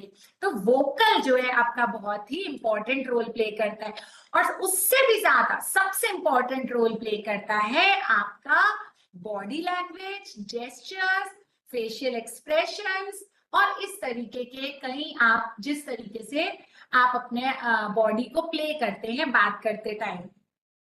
हमारे पास कुछ स्टूडेंट्स भी हैं, इसलिए मैं आपको एक थोड़ा कैजुअल सा एग्जांपल देना चाहूंगी।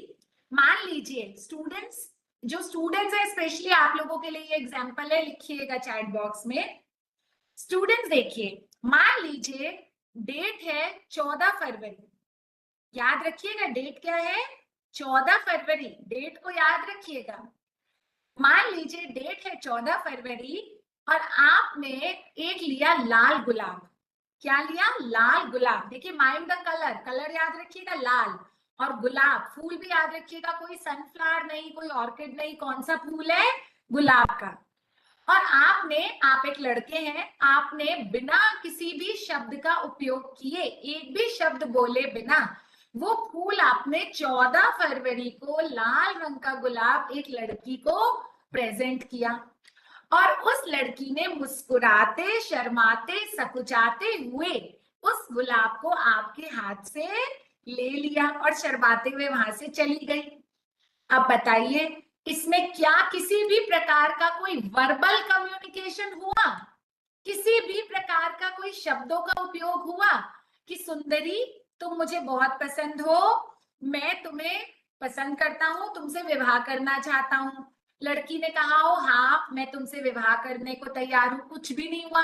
लेकिन नॉन वर्बल, आप देखिए कम्युनिकेशन का कितना बड़ा पार्ट है नॉन वर्बल।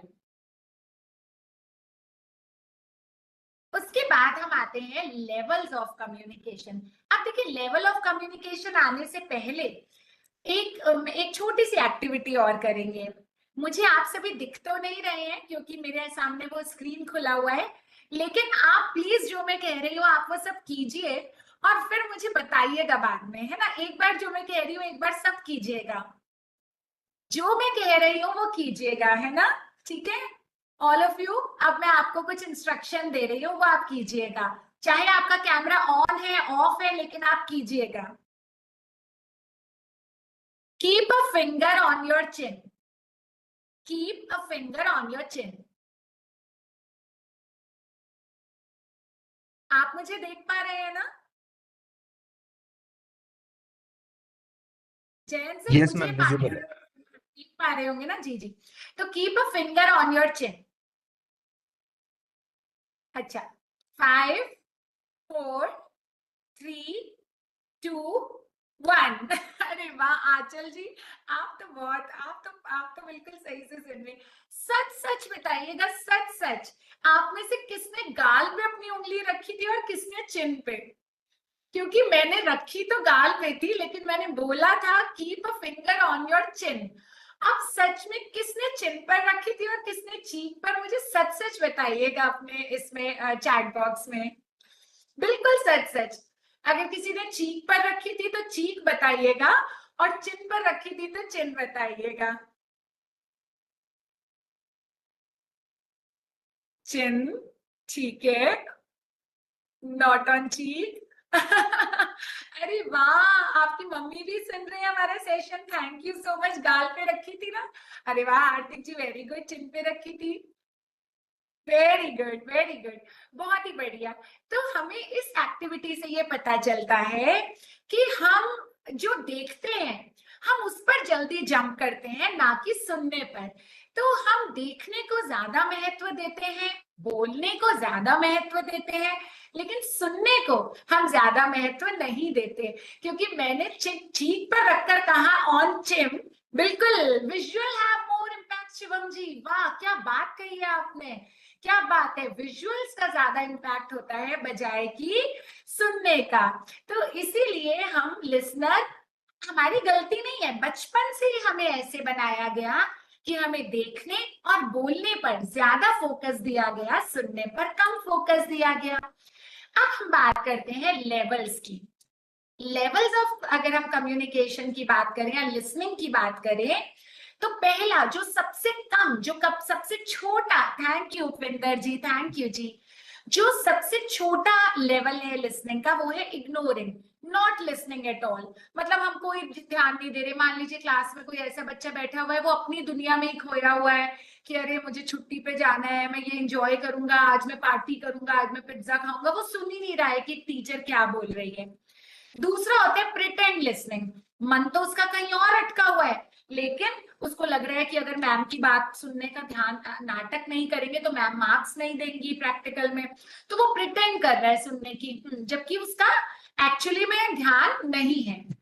तीसरा होता है जो हम लोग मैक्सिमम टाइम करते हैं, वो है सिलेक्टिव लिसनिंग। हम क्या करते हैं, जैसे आप कुछ बोल रहे हैं, उसमें से मुझे जो भी कोई अपने काम की बात लग रही है या अपने इंटरेस्ट की बात लग रही है, उसको तो मैं जल्दी जल्दी से ले लूंगी, सुन लूंगी, और बाकी जो आगे पीछे की बातें हैं उन्हें मैं ध्यान नहीं दूंगी। तो इसे कहते हैं सिलेक्टिव लिसनिंग। ये हम अधिकतर करते हैं, अपने काम की बात सुन लेते हैं। वैसे आपने देखा है मम्मी बच्चों को कुछ ना कुछ बोलती रहती है, तो बच्चे सारी बातें नहीं सुनते, लेकिन जैसे ही कोई अपने काम की बात है कि आज अपन वहां घूमने चलेंगे, अच्छा मम्मी, अच्छा अपन कब चलेंगे, कहाँ चलेंगे, तो क्योंकि वो सिलेक्टिव लिसनिंग है। उसके बाद एक अच्छा लेवल आता है, वो है अटेंटिव लिसनिंग, यानी कि हम बहुत अटेंशन से, बहुत ध्यान से सुनते हैं। और उसके बाद में जो सबसे इंपॉर्टेंट और सबसे बढ़िया जो एक वो आता है लेवल, वो आता है एम्पैथेटिक लिसनिंग, जिसमें हम न केवल ध्यान से सुनते हैं, बल्कि हम उसे एम्पैथेटिकली, यानी ये मानकर सुनते हैं कि यही हमारे साथ हो रहा होता तो हमें कैसा फील होता, यानी कि हम भावनाओं के साथ, इमोशंस के साथ उस बात को सुनते हैं। अब सामने वाले को कैसे पता चलेगा, जैसे मुझे कैसे पता कि आप सब सुन रहे हैं मेरी बात को, तो सामने वाले को ये बात कैसे पता चलेगी कि आप मेरी बात को सुन रहे हैं, उसके लिए आपको, एक लिसनर को, कुछ काम करना होगा। पहला काम है पैराफ्रेजिंग। पैराफ्रेज मतलब मेरी बात को अपने शब्दों में बाद में, जब मेरी बात कंप्लीट हो जाए तो पैराफ्रेज कर सकते हैं, यानी कि आप स्पीकर की बात को पैराफ्रेज कर सकते हैं कि अच्छा इसका मतलब आपका कहने का ये अर्थ था, यानी कि आपने अपने शब्दों में स्पीकर की बात को थोड़ा शॉर्ट में कह दिया। समराइजिंग, इतनी बड़ी बात मैंने कही, उसको कुछ 2-3 मेन पॉइंट्स में आपने कह दिया, तो स्पीकर को लगेगा कि हाँ मेरी बात को सुना गया है, समझा गया है। या फिर अगर आपको मेरी बात पे कोई डाउट रह जाए तो कोई क्वेश्चन पूछ लिया, जिससे भी स्पीकर को ये लगता है कि अच्छा ये क्वेश्चन पूछ रहे हैं, इसका मतलब इन्होंने मेरी बात को ध्यान से सुना है। अब देखिए हाउ टू बिकम, यानी कि हम एक आखिरी पार्ट पर चल रहे हैं कि एक एक्टिव लिसनर बनने के टिप्स की बात करने वाले हैं, लेकिन उससे पहले मैं आपको एक दो कुछ बातें बताना चाहूंगी। देखिए आजकल जो है ना, आप में से जो भी मैरिड हैं वो बहुत ध्यान से सुनिएगा। देखिए आजकल बहुत कॉमन सी बात है, हस्बैंड वाइफ का आर्ग्यूमेंट सालों साल से होता है, कोई भी ऐसे हस्बैंड वाइफ नहीं होंगे जिनके बीच में आर्ग्यूमेंट नहीं होता होगा। लेकिन जब हस्बैंड वाइफ का आर्ग्यूमेंट होता है, आप महसूस कीजिए, आप एक बार फील कीजिए कि जैसे ही आपका स्पाउस कुछ बोलेगा, मान लीजिए आपकी वाइफ कुछ बोल रही है, आपका जो मेन फोकस होता है, आप अपने आप को इंट्रोस्पेक्ट कीजिएगा कि मैं सही कह रही हूं कि नहीं। जब आपकी वाइफ कुछ बोल रही है आर्ग्यूमेंट में, तो आपका जो फोकस है वो ये नहीं है कि मैं इसकी बात सुनूं कि ये क्या बोल रही है, आपका फोकस ये है कि अरे इसका जवाब तो मुझे पता है, इसको चुप होने दे, इसको देखो मैं तो इससे बढ़िया जवाब दूंगा। अर्थात हम सुनते भी इसलिए हैं बोलने के लिए। मतलब जो जैसे एक ने बोला, एक ने सुना, एक ने बोला, एक ने सुना, तो जो सुन रहा है उसका ये ऑब्जेक्टिव नहीं है कि मैं सुनूं इसकी बात को, उसका ऑब्जेक्टिव ये है कि मुझे अगला सेंटेंस बोलने के लिए एक मैटर तैयार मिल जाए, कि जैसे ही वाइफ ने कहा कि आप पानी की बॉटल्स भरकर नहीं रखते हो, खाली करके छोड़ जाते हो, तो हस्बैंड ये सुन नहीं रहा है, वो इसलिए सुन रहा है क्योंकि अगला जवाब ये दे सकूं कि कल तो सारी भरी थी। अर्थात बोलने के लिए ही हम सुनते हैं। हमारा लिसनिंग का ऑब्जेक्टिव लिसनिंग और अंडरस्टैंडिंग नहीं होता मोस्ट ऑफ द आर्ग्यूमेंट्स में। जब हमारी लड़ाई होती है, आर्ग्यूमेंट होता है, तो हम कभी भी एम्पैथेटिक लिसनर नहीं बनते कि उसकी सुन लें, वो क्या कह रही है, वो क्या कह रहा है, उसकी सुन लें। हमारे मन में ये चल रहा होता है, अच्छा ये कह रही है, इसका जवाब तो है हमारे पास, अभी देखो, अभी लो जवाब।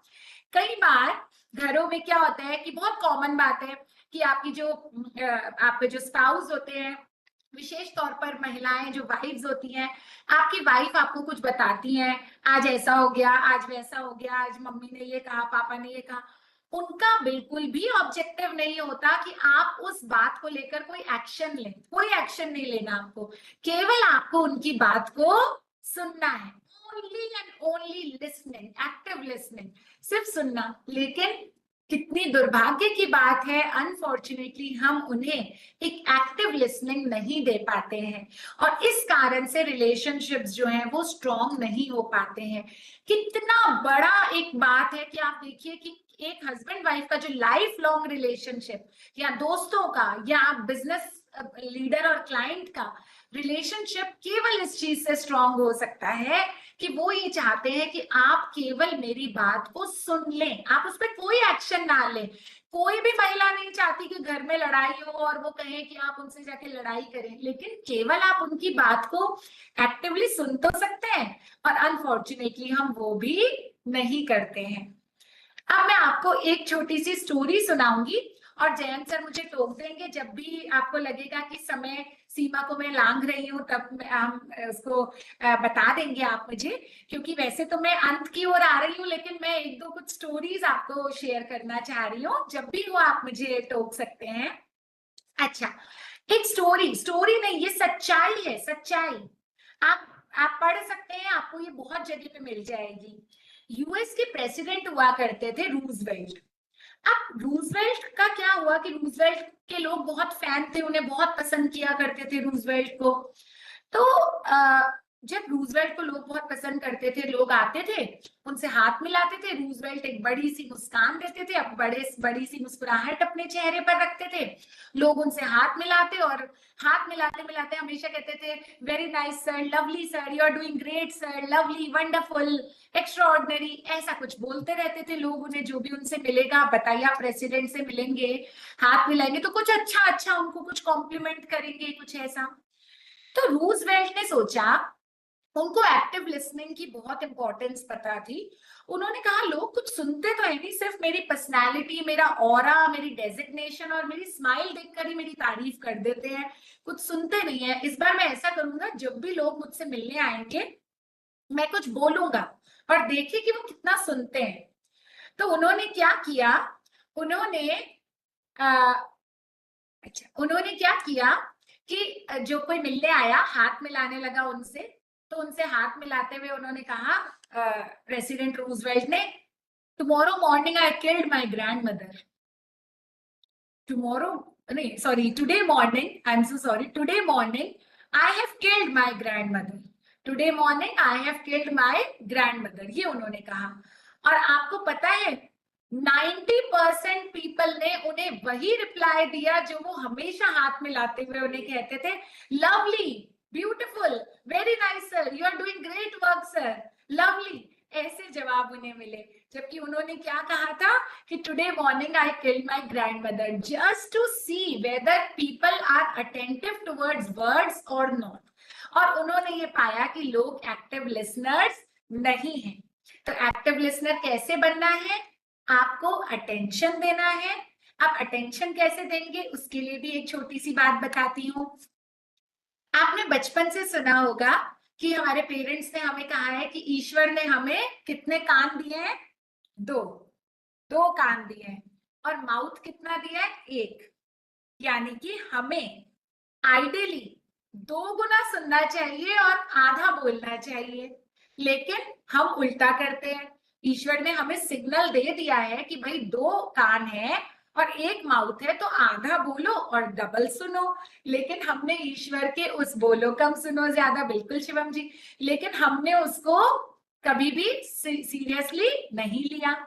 तो हमें एक्टिव लिसनर कैसे बनना है? अटेंशन देना है हमें, पॉजिटिव नहीं, उसके बाद आपको ये शो करना है कि आप सुन रहे हैं, पॉजिटिव रीइंफोर्समेंट देना है, मतलब आपको बताना है पॉजिटिवली अपने कोई फीडबैक से कि मैं सुन रहा हूं, और एक इफेक्टिव फीडबैक देना है जिससे कि बोलने वाले को ये क्लैरिटी हो जाए कि मेरी बात को उसी सेंस में समझा गया है जिस सेंस में मैंने उसे कहा है। तो आप कैसे अच्छे लिसनर बनेंगे? स्पीकर जब बोल रहा हो तो उससे आंखों से आंखें मिलाएं।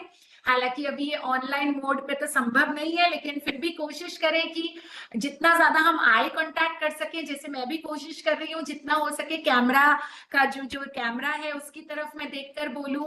तो आई स्पीकर की ओर रखें, अपना माउथ को क्वाइट रखें, चुप रहें, हैंड्स को स्टिल रखें, ऐसे नहीं। अगर सपोज मैं ऐसे सुनूंगी हिलाते हुए हाथों को, पैरों को, तो सामने वाले को लगेगा कि मैं इंटरेस्टेड नहीं हूं सुनने में।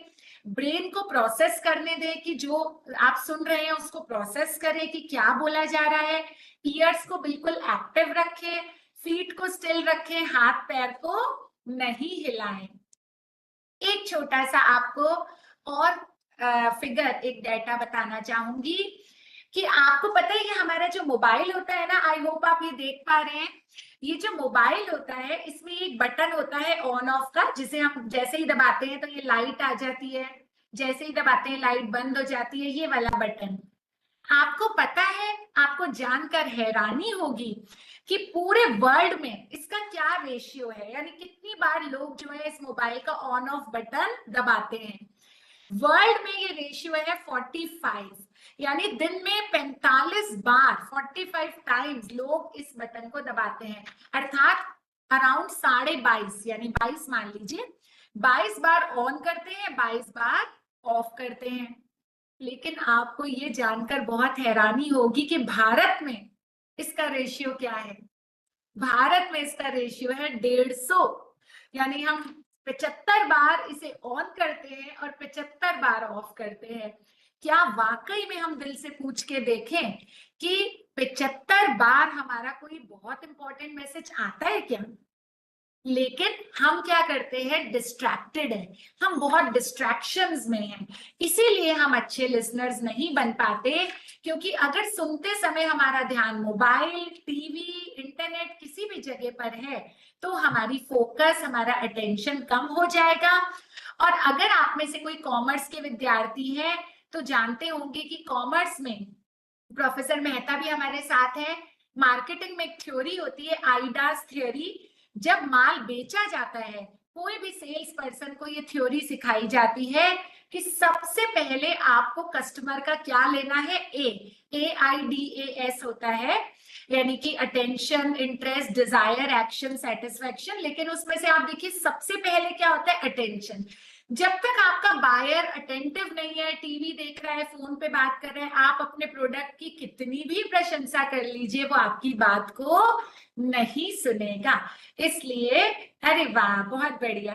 तो अटेंशन बहुत इंपॉर्टेंट, सबसे पहले अटेंशन आपको लेने की जरूरत है।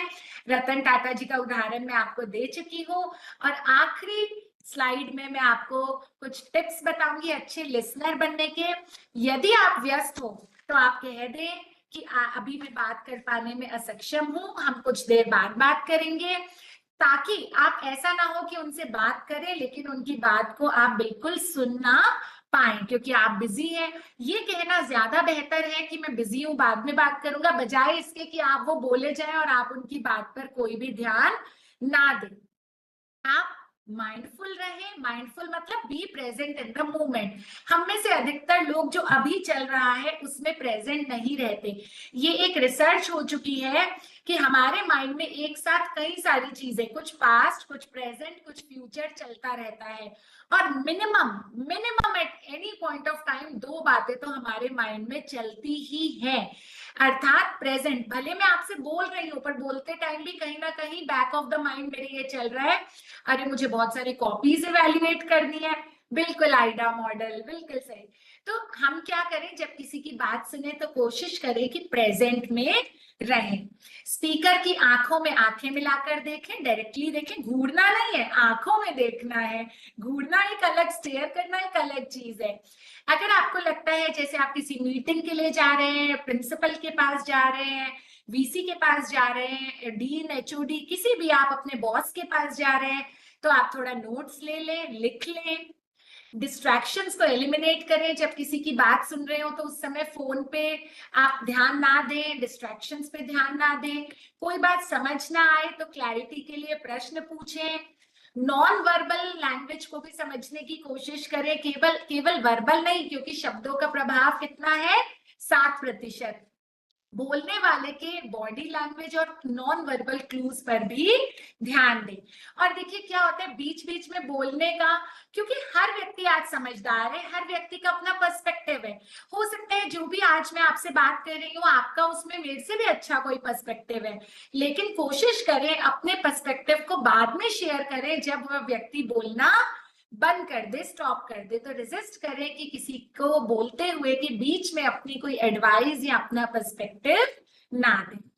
तो इसी के साथ ही मैं बहुत बहुत एक बार फिर से धन्यवाद देती हूँ, आभार प्रकट करती हूँ आप सभी का, और विशेष तौर पर प्रोफेसर भानावत सर का, कम्युनिकेशन टुडे, और भारतीय विद्यापीठ का कि आज आपने मुझे यहाँ आने का आमंत्रण दिया और इस टॉपिक पर मुझे अपने विचार साझा करने का अवसर दिया।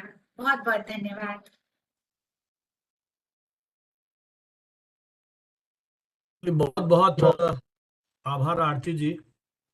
आपने बहुत ही मनोयोग के साथ एक अच्छे श्रोता बनने के लिए किस तरह से अभ्यास करना चाहिए और हर जो आपका एक मुद्दा था उसको उदाहरणों के साथ आपने समझाया, और ये हमारा पूरा ग्रुप किस तरह से इन्वॉल्व था वो आपने चैट बॉक्स पे इनकी प्रतिक्रियाओं के माध्यम से महसूस कर लिया होगा। निश्चय ही आज के इस दौर में बहुत सारी चुनौतियां हैं, बहुत सारी समस्याएं हैं, उनके बीच में कैसे व्यक्ति एक्टिव, सक्रिय रहते हुए एक अच्छे श्रोता बनकर के अपने व्यक्तित्व को एक नए परिप्रेक्ष्य में समझ सकता है, जोड़ सकता है और रिलेशनशिप मेंटेन कर सकता है, उसके आपने बहुत सारे उदाहरण दिए। तो मुझे लगता है कि विशेषकर जो विद्यार्थी हैं उन्हें भी समझ में आएगा कि किस तरह से वो जब आगे बढ़ते हैं, कि उनके पास तो अभी बहुत सारे ऐसे अवसर आएंगे जहां उन्हें परीक्षा देनी है। आपकी यूनिवर्सिटी तो 1-2 बार परीक्षा लेगी साल में, लेकिन जब बाहर जाएंगे तो हर क्षण परीक्षा है। तो उन परीक्षाओं की कसौटी पर वो खरे उतरे। तो जो टिप्स आपको जो आरती जी ने दिए हैं मुझे लगता है कि बहुत महत्वपूर्ण है, और उनका अनुसरण करते हुए यथाशक्ति जितना आपके लिए संभव है करत करत अभ्यास के जड़मत हो सुजान, निरंतर अभ्यास करेंगे तो निश्चय ही आप सफल होंगे। कई बार मुझे लगता है कि जब एक आप फिल्म देखने जाते हैं तब आपका ध्यान कभी भंग नहीं होता है, हर डायलॉग, हर सीन पर आप कंसंट्रेट करते हैं। लेकिन जब अपने आराध्य स्थल पर, मंदिर, मस्जिद या जहां भी है, वहां 5 मिनट आपका मन नहीं लगता है। क्या कारण है? वही कि हम कंसंट्रेशन नहीं हो पाते हैं। तो जहां हमारा जुड़ाव है वहां आपकी स्थिति दूसरी होती है। तो उस व्यक्ति के साथ, उसके वक्तव्य के साथ यदि आप मन से जुड़ेंगे तो शायद बहुत सारी समस्याओं और चुनौतियों पर विजय प्राप्त कर लेंगे। और ये सही है कि ये जो मोबाइल है ये बहुत बड़ा डिस्ट्रैक्शन है। इसीलिए हम कहते हैं, अभी हमने एक अपना वेबिनार किया था, आप में से बहुत मित्र होंगे, कि टेक्नोलॉजी कैसे रीडिंग हैबिट्स को प्रभावित करती है। जो डिस्ट्रैक्शन की बात कही, जब हम पढ़ते हैं ऑनलाइन तो कितने पॉप्स अप आते रहते हैं और हम परेशान होते रहते हैं, और वो किताब पढ़ेंगे तो पूरी तरह से इन्वॉल्व हो जाएंगे। तो मुझे लगता है जैसा आरती जी ने कहा कि आपका अपना पर्सपेक्टिव है, तो आपको अपनी राह स्वयं तलाशनी होगी। इन सब बिंदुओं को आधार बना करके, ये केवल एक आधार आपको दिया है और उस पर अनुसरण करते हुए आप अपना एक माहौल तैयार कर सकते हैं। अब इसके पूर्व कि इस सत्र को प्रश्नोत्तर के लिए शुरू किया जाए, मैं फिर प्रियंका जी से अनुरोध करूंगा कि आरती जी को एक ई सर्टिफिकेट और ई मेमेंटो इस अवसर पर भेंट करें। उसके बाद ये सत्र प्रश्नोत्तर के लिए खुला है। जो भी सवाल पूछना चाहें आप पूछ सकते हैं। अपना वीडियो ऑन करें, परिचय दें और सवाल पूछें। जी, ये ई सर्टिफिकेट है। जी sir, thank you so much, आपको आपने मुझे ये मौका दिया कि मैं मैम को हमारे इतने इंटरेक्टिव प्रोमिनेंट स्पीकर को ये सर्टिफिकेट सर्व कर सकूं on behalf of communication today and Bharati Vidyapeeth. Ma'am please have this. Ma'am thank you so much, it is such a wonderful gesture. कितनी खुशी हो रही सर, उतनी प्रसन्नता हो रही है जैसे हाथ में सर्टिफिकेट मिलने से होता है। कितना बढ़िया आपने डिजाइन किया है, वाह। Ma'am your memento. Thank you so much ma'am, very nice. अरे वाह। चलिए, ये एक छोटी सी याद है इस इंटरेक्शन की, जो आपने आज देश भर में जो फैले हुए मीडिया के विद्यार्थी हैं, शिक्षक हैं और दूसरे विषयों के जो अध्येता हैं उनके साथ शेयर किए अपने साझा। अब कोई भी हमारे मित्र पार्टिसिपेंट कुछ पूछना चाहे तो वो आमंत्रित है। All the participants, your questions are welcome now. You can type your questions or just on your mic and speak regarding it. I have a question to ask, but I would like to give my observation at the end. So let the participants speak first, and for just 1 or 2 minutes, I would like to just give my observation. Yes sir, most welcome. बिल्कुल sir.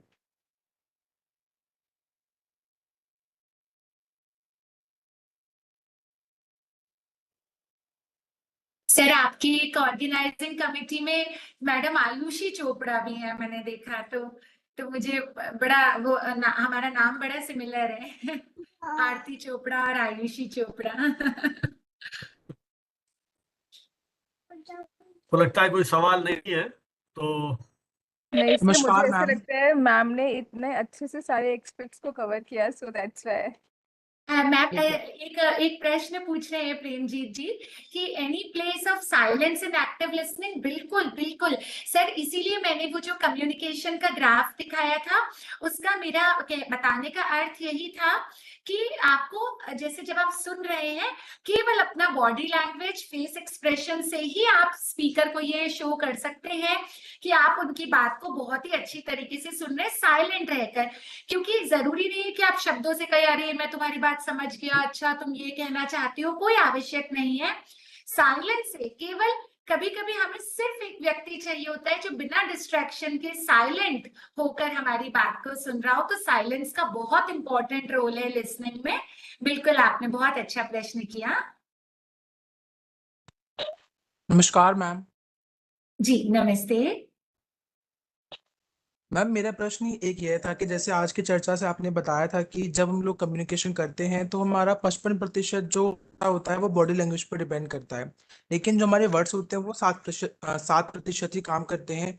तो क्या हमको अपने शब्दों पर थोड़ा चयन और करना चाहिए या फिर नहीं? बिल्कुल शिवम जी, बहुत ही अच्छा प्रश्न किया है आपने। बिल्कुल आप सही कह रहे हैं कि देखिए शब्दों का चयन तो बहुत इंपॉर्टेंट बात है, क्योंकि बचपन से ही हमें हमारी वोकैबुलरी इंप्रूव करने के लिए सिखाया जाता है, हमारा शब्दकोश बेहतर करने के लिए क्या क्या हमें, हम डिक्शनरी मम्मी पापा कहते हैं आप पढ़िए, टीचर्स हमें रीडिंग करवाती हैं ताकि हमारी वोकैबुलरी स्ट्रांग हो जाए।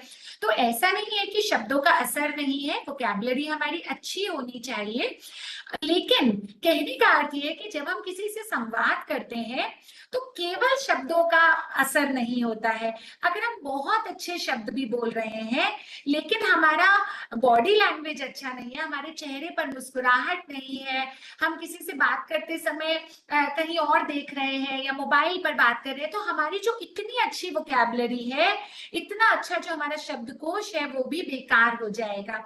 तो शब्दकोश होना, अच्छे शब्दों का चयन करना बहुत ही इंपॉर्टेंट है। सबकी अपनी अपना महत्व है, क्योंकि स्पीकिंग पर तो काफी सारे सत्र होते रहते हैं, तो स्पीकिंग भी बहुत इंपॉर्टेंट है।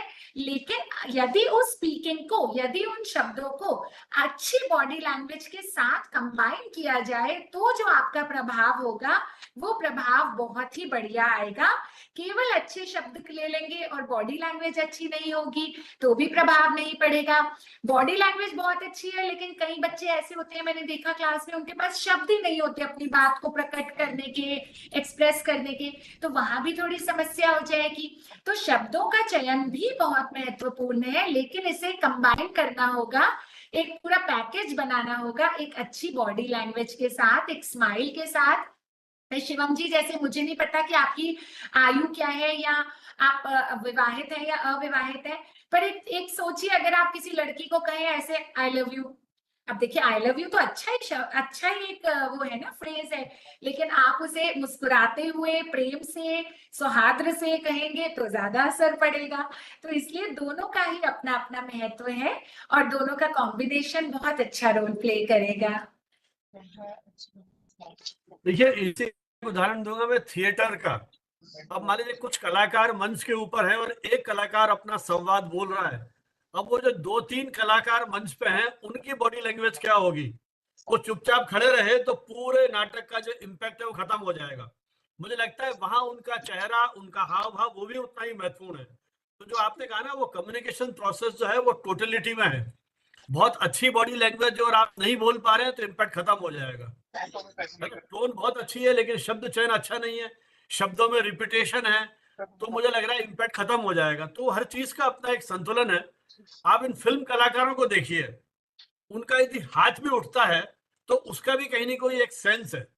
मुझे 2-3 बार मौका मिला, कुछ जैसे रजा मुराद के साथ पूरा दिन रहने का मौका मिला। जब वो बोलते थे आवाज जैसे अंदर से निकल रही है। शिल्पा शेट्टी के साथ आधा 1 घंटा इंटरव्यू लेने का मौका मिला। तो जिस तरह से बात करती हैं, मुझे लगता है कि वो अद्भुत है अपने आप में। तो ये आप जीवन में हर व्यक्ति को देखिए, कैसे बात करता है, कैसे शब्द बोलता है। विशेषकर विद्यार्थियों को लक्षित करते हुए मैं कहूंगा, तो शायद वो अपने आप को बेहतर कम्युनिकेटर और लिसनर बनाने की ओर बढ़ पाएंगे। तो मुझे लग रहा है कि सेशन जो है उसको यदि गंभीरता से आप लेंगे तो निश्चित रूप से आपको इसका मतलब लाभ मिलेगा। और हर पक्ष पर आप ध्यान दीजिए, केवल एक चीज महत्वपूर्ण नहीं है ना। आप कहीं इंटरव्यू में जाएंगे, सिलेक्शन कमेटी के सामने जाएंगे, वहां भी बहुत जरूरी है। आप बार बार हाथ सिर को ऐसे कर रहे हैं, बटन को ऐसे कर रहे हैं, हाथों को ऐसे कर रहे हैं, ये सारा इम्पैक्ट जो है आपका वो खत्म हो जाएगा। तो मुझे लगता है कि उस दृष्टि से भी सोचना चाहिए। अनिल जी, आप कुछ कहना चाहें? हाँ संजीव जी, 2-3 बातें कहना चाहूंगा। पहली बात तो ये है कि डॉक्टर आरती ने ये जो सत्र लिया करीब 1.25 घंटे का, इस पूरे सत्र में उन्होंने बहुत विस्तार से सुनने के कला, सुनने के सिद्धांतों की बात की। एक बात जो बहुत ही स्पष्ट नजर आ रही है वो ये कि एक अच्छा श्रोता बनने के लिए एक अच्छा वक्ता भी होना बहुत जरूरी है। डॉक्टर आरती ने पिछले 1.25 घंटे में जिस तरह से सभी श्रोताओं को, दर्शकों को बांधा, ये इस बात का स्पष्ट परिचायक है कि यदि वक्ता प्रभावी है, बॉडी लैंग्वेज से, टोन ऑफ वॉइस से, लैंग्वेज से, सब्जेक्ट कमांड से, तो अधिकांशतः श्रोता अपने आप अलर्ट हो जाता है। यदि वक्ता बहुत ड्राई है और कहीं उसमें वक्तत्व कला का अभाव है तो कहीं ना कहीं इसका प्रभाव पड़ता है सुनने पर भी, क्योंकि कुछ वक्ता बहुत ही उबाऊ किस्म के होते हैं और आप थोड़ी देर तो ध्यान केंद्रित कर सकते हैं लेकिन उससे अधिक आप उस पर ध्यान केंद्रित कर भी नहीं पाते। तो डॉक्टर आरती के आज के जो प्रेजेंटेशन था, बिल्कुल ये स्पष्ट है कि इतना आकर्षक था, इतना मनमोहक था, इतने सहजता से उन्होंने अपना प्रेजेंटेशन दिया। तो मुझे लगता है कि आज जितने भी हमारे जो आपके साथ पार्टिसिपेंट जुड़े हुए हैं, लगभग सभी ने उन्हें बहुत ध्यान से सुना है, तो उसके लिए उन्हें बहुत बहुत बधाई। दूसरी बात मैं ये भी कहना चाहूंगा कि सुनने से हमारी बहुत सारी गलतफहमियां दूर हो जाती है और ना सुनने से कभी कभी जीवन में बहुत बड़े ब्लंडर्स हो जाते हैं, इसलिए सुनने को हल्के में ना आंका जाए। और सबसे बढ़िया उदाहरण इसके लिए हम कह सकते हैं रावण का था, जो कि इतना विद्वान था, इतना बलशाली था, उसके पास इतना वैभव था, सब कुछ था, लेकिन रावण में अहम था, क्रोधी स्वभाव का था, और सबसे बड़ी बात यह थी कि उसमें सुनने की क्षमता बिल्कुल नहीं थी, क्योंकि जब उसे पता लगा कि उसकी बहन के कान और नाक काट दिए लक्ष्मण ने, उसने एक बार भी ना तो पूछा और ना ही सुना कि उसकी बहन का यह हाल क्यों हुआ। यदि रावण सुनता धैर्य से तो शायद ये रामायण की जो कहानी है कुछ और ही होती। और आखिरी बात जो थोड़ा सा लाइट वे में मैं कहना चाहता हूँ, क्योंकि आरती जी ने कुछ एग्जाम्पल दिए थे हाउस वाइफ्स के और पति पत्नी के। आमतौर पर इंडियन हाउसवाइफ्स का एक सेंटेंस अक्सर हमें सुनने को मिलता है लगभग सभी घरों में, और वो सेंटेंस है कि हमारे ये सुनते नहीं है। इसका मतलब ये है कि कई बार हस्बैंड्स में सुनने का धैर्य कम होता है, क्योंकि ये कहा जाता है कि ये किसी की नहीं सुनते। अगर हस्बैंड सुनते और ध्यान से सुनते तो शायद ये जो पति पत्नी के बीच की जो तकरार है, छोटी छोटी बातों पे नोकझोंक होती है, वो शायद खत्म हो जाती। तो यही मैं कुछ कहना चाहता था, लेकिन आज का प्रेजेंटेशन जो डॉक्टर आरती चोपड़ा का था वो बहुत ही बढ़िया था। कितनी सहजता से उन्होंने सारी बात को समझाया। विषय थोड़ा सा ये जो सुनने की कला है, हम हालांकि क्लासरूम में थ्योरी की बात करते हैं, कंसेप्ट की बात करते हैं, थोड़ा ड्राई होता है, लेकिन बहुत ही एक तरह से संवाद के रूप में जिस तरह से इन्होंने अपना प्रेजेंटेशन दिया, मुझे लगता है कि युवा टीचर्स के लिए ये भी एक बहुत बड़ी सीखने की बात है। तो इसके लिए डॉक्टर आरती चोपड़ा को बहुत बहुत बधाई। और प्रोफेसर संजीव भानावत ने एक ऐसे विषय पर जो कि सभी के लिए बड़ा उपयोगी था, इस पर ये वेबिनार रखा, तो आयोजकों को और उन्हें बहुत बहुत बधाई इसके लिए। वो टू डॉक्टर भानावत। चलिए, बहुत बहुत धन्यवाद अनिल जी। इस सूचना के साथ कि हमारी जो अगली वेबिनार है 25 मई को शाम 5:30 बजे, जैसा मैंने शुरू में बताया था कि उसका जो विषय है रिसर्च एंड पब्लिकेशन एथिक्स, और प्रोफेसर अनिल मेहता हमारे साथ हैं। वो सभी मित्रों से बातचीत करेंगे, तो जिनको भी सुविधा है अधिकतम संख्या में उपस्थित हो उस वेबिनार में। हालांकि विषय संजीव जी जैसा बड़ा मैंने गंभीर विषय होगा, आज की हाँ तरह थोड़ा सा हाँ, लाइट तो नहीं जो होगा, रिसर्चर हैं और जो टीचर्स हैं एकेडमिक उनके होगा। लिए उपयोगी रहेगा, या है ना, क्योंकि आए दिन इन समस्याओं चुनौतियों से वो जूझते ही हैं। तो एक आइडिया रहेगा किस तरह से अपने आप को बेहतर कर सकते हैं। और जैसे शुरू में मैंने कहा था सभी मित्रों से, इसके लिंक जो है हमने चैट बॉक्स में डाले हैं। हमारा जो यूट्यूब चैनल है उसको भी आप सब्सक्राइब करें, और व्हाट्सएप ग्रुप, ताकि आपको इमीडिएटली सूचनाएं मिलती रहे। लगभग 670 मेंबर्स हमारे व्हाट्सएप ग्रुप में हो गए हैं। उसके माध्यम से हम हमारी सारी गतिविधियों का और इसकी यूट्यूब की रिकॉर्डिंग्स उसमें हम डालते हैं, तो आप नियमित रूप से जब भी चाहें सुन सकते हैं। और अब मैं वोट ऑफ थैंक्स के लिए आमंत्रित कर रहा हूं आयुषी सचदेवा चोपड़ा जी को, जो भारतीय विद्यापीठ के स्कूल ऑफ जर्नलिज्म और मास कम्युनिकेशन को हेड कर रही हैं। पिछले 10-12 वर्षों से आप अध्यापन से जुड़ी हैं। उसके पहले मेन स्ट्रीम मीडिया में इंडिया टुडे ग्रुप, सहारा ग्रुप, हिंदुस्तान आदि जो समूह है इनके साथ आपका सक्रिय जुड़ाव रहा था, और मीडिया रिसर्च, मीडिया मैनेजमेंट आदि इनके एरिया ऑफ इंटरेस्ट हैं, और अकादमिक आयोजनों में और ये सक्रिय रूप से सहभागिता करती रही हैं। तो मैं आयुष जी से अनुरोध करूंगा कि वे वोट ऑफ थैंक्स प्रपोज करें। आयुष जी। Thank you so much, Sanjeev sir. Thank you for giving me this opportunity. और Aarti, doctor Aarti ma'am, you have indeed given a very wonderful session. मैं बीच में क्लैप कर रही थी. The way you took it, the presentation you gave, it was wondrous. दो मैं भी काफी सालों से कम्युनिकेशन पढ़ा रही हूँ, बट आज आपने जिस तरीके से पढ़ाया और समझाया, that was really very wondrous. बहुत डीप में आपने हर टॉपिक को बोला, और बिल्कुल सही है, हम काफी लगभग सिमिलर है, हमारे डोमेन भी बहुत सिमिलर है, but you took it to another level. Your presentation is really recommendable, और मैं कहूंगी कि आप बनावत सर के साथ जरूर शेयर करें, जिससे हम अपने स्टूडेंट्स को दे पाए आपकी प्रेजेंटेशन, जिससे वो इसको और अच्छे से सीखे. और बहुत सारे वेबिनार्स में मैं जुड़ी हूँ बनावत सर के साथ. मुझे लगता है सबसे एक्टिव पार्टिसिपेशन हमें आपके इस वेबिनार में मिली है, जो बच्चों ने आपको आंसर्स करे, your activity, your exercises. So I really thank you for giving us time, sparing time for us. Keep coming to our webinars, joining us and giving us learning lessons. Thank you, everyone. Thank you, dear participants, my team members, and none other than Professor Sanjeev Banawat sir and MN Huda sir for visualizing this webinar and making this learning series possible. I thank all of you. Thank you. Thank you, Jain sir and Priyanka ma'am. चलिए, Thank बहुत you. बहुत धन्यवाद। अब जो हमारे participants हैं वो जो भी सर्टिफिकेट्स के लिए वेट कर रहे हैं वो सेशन खुला रहेगा, और बाकी आप सबसे हमारी विदा।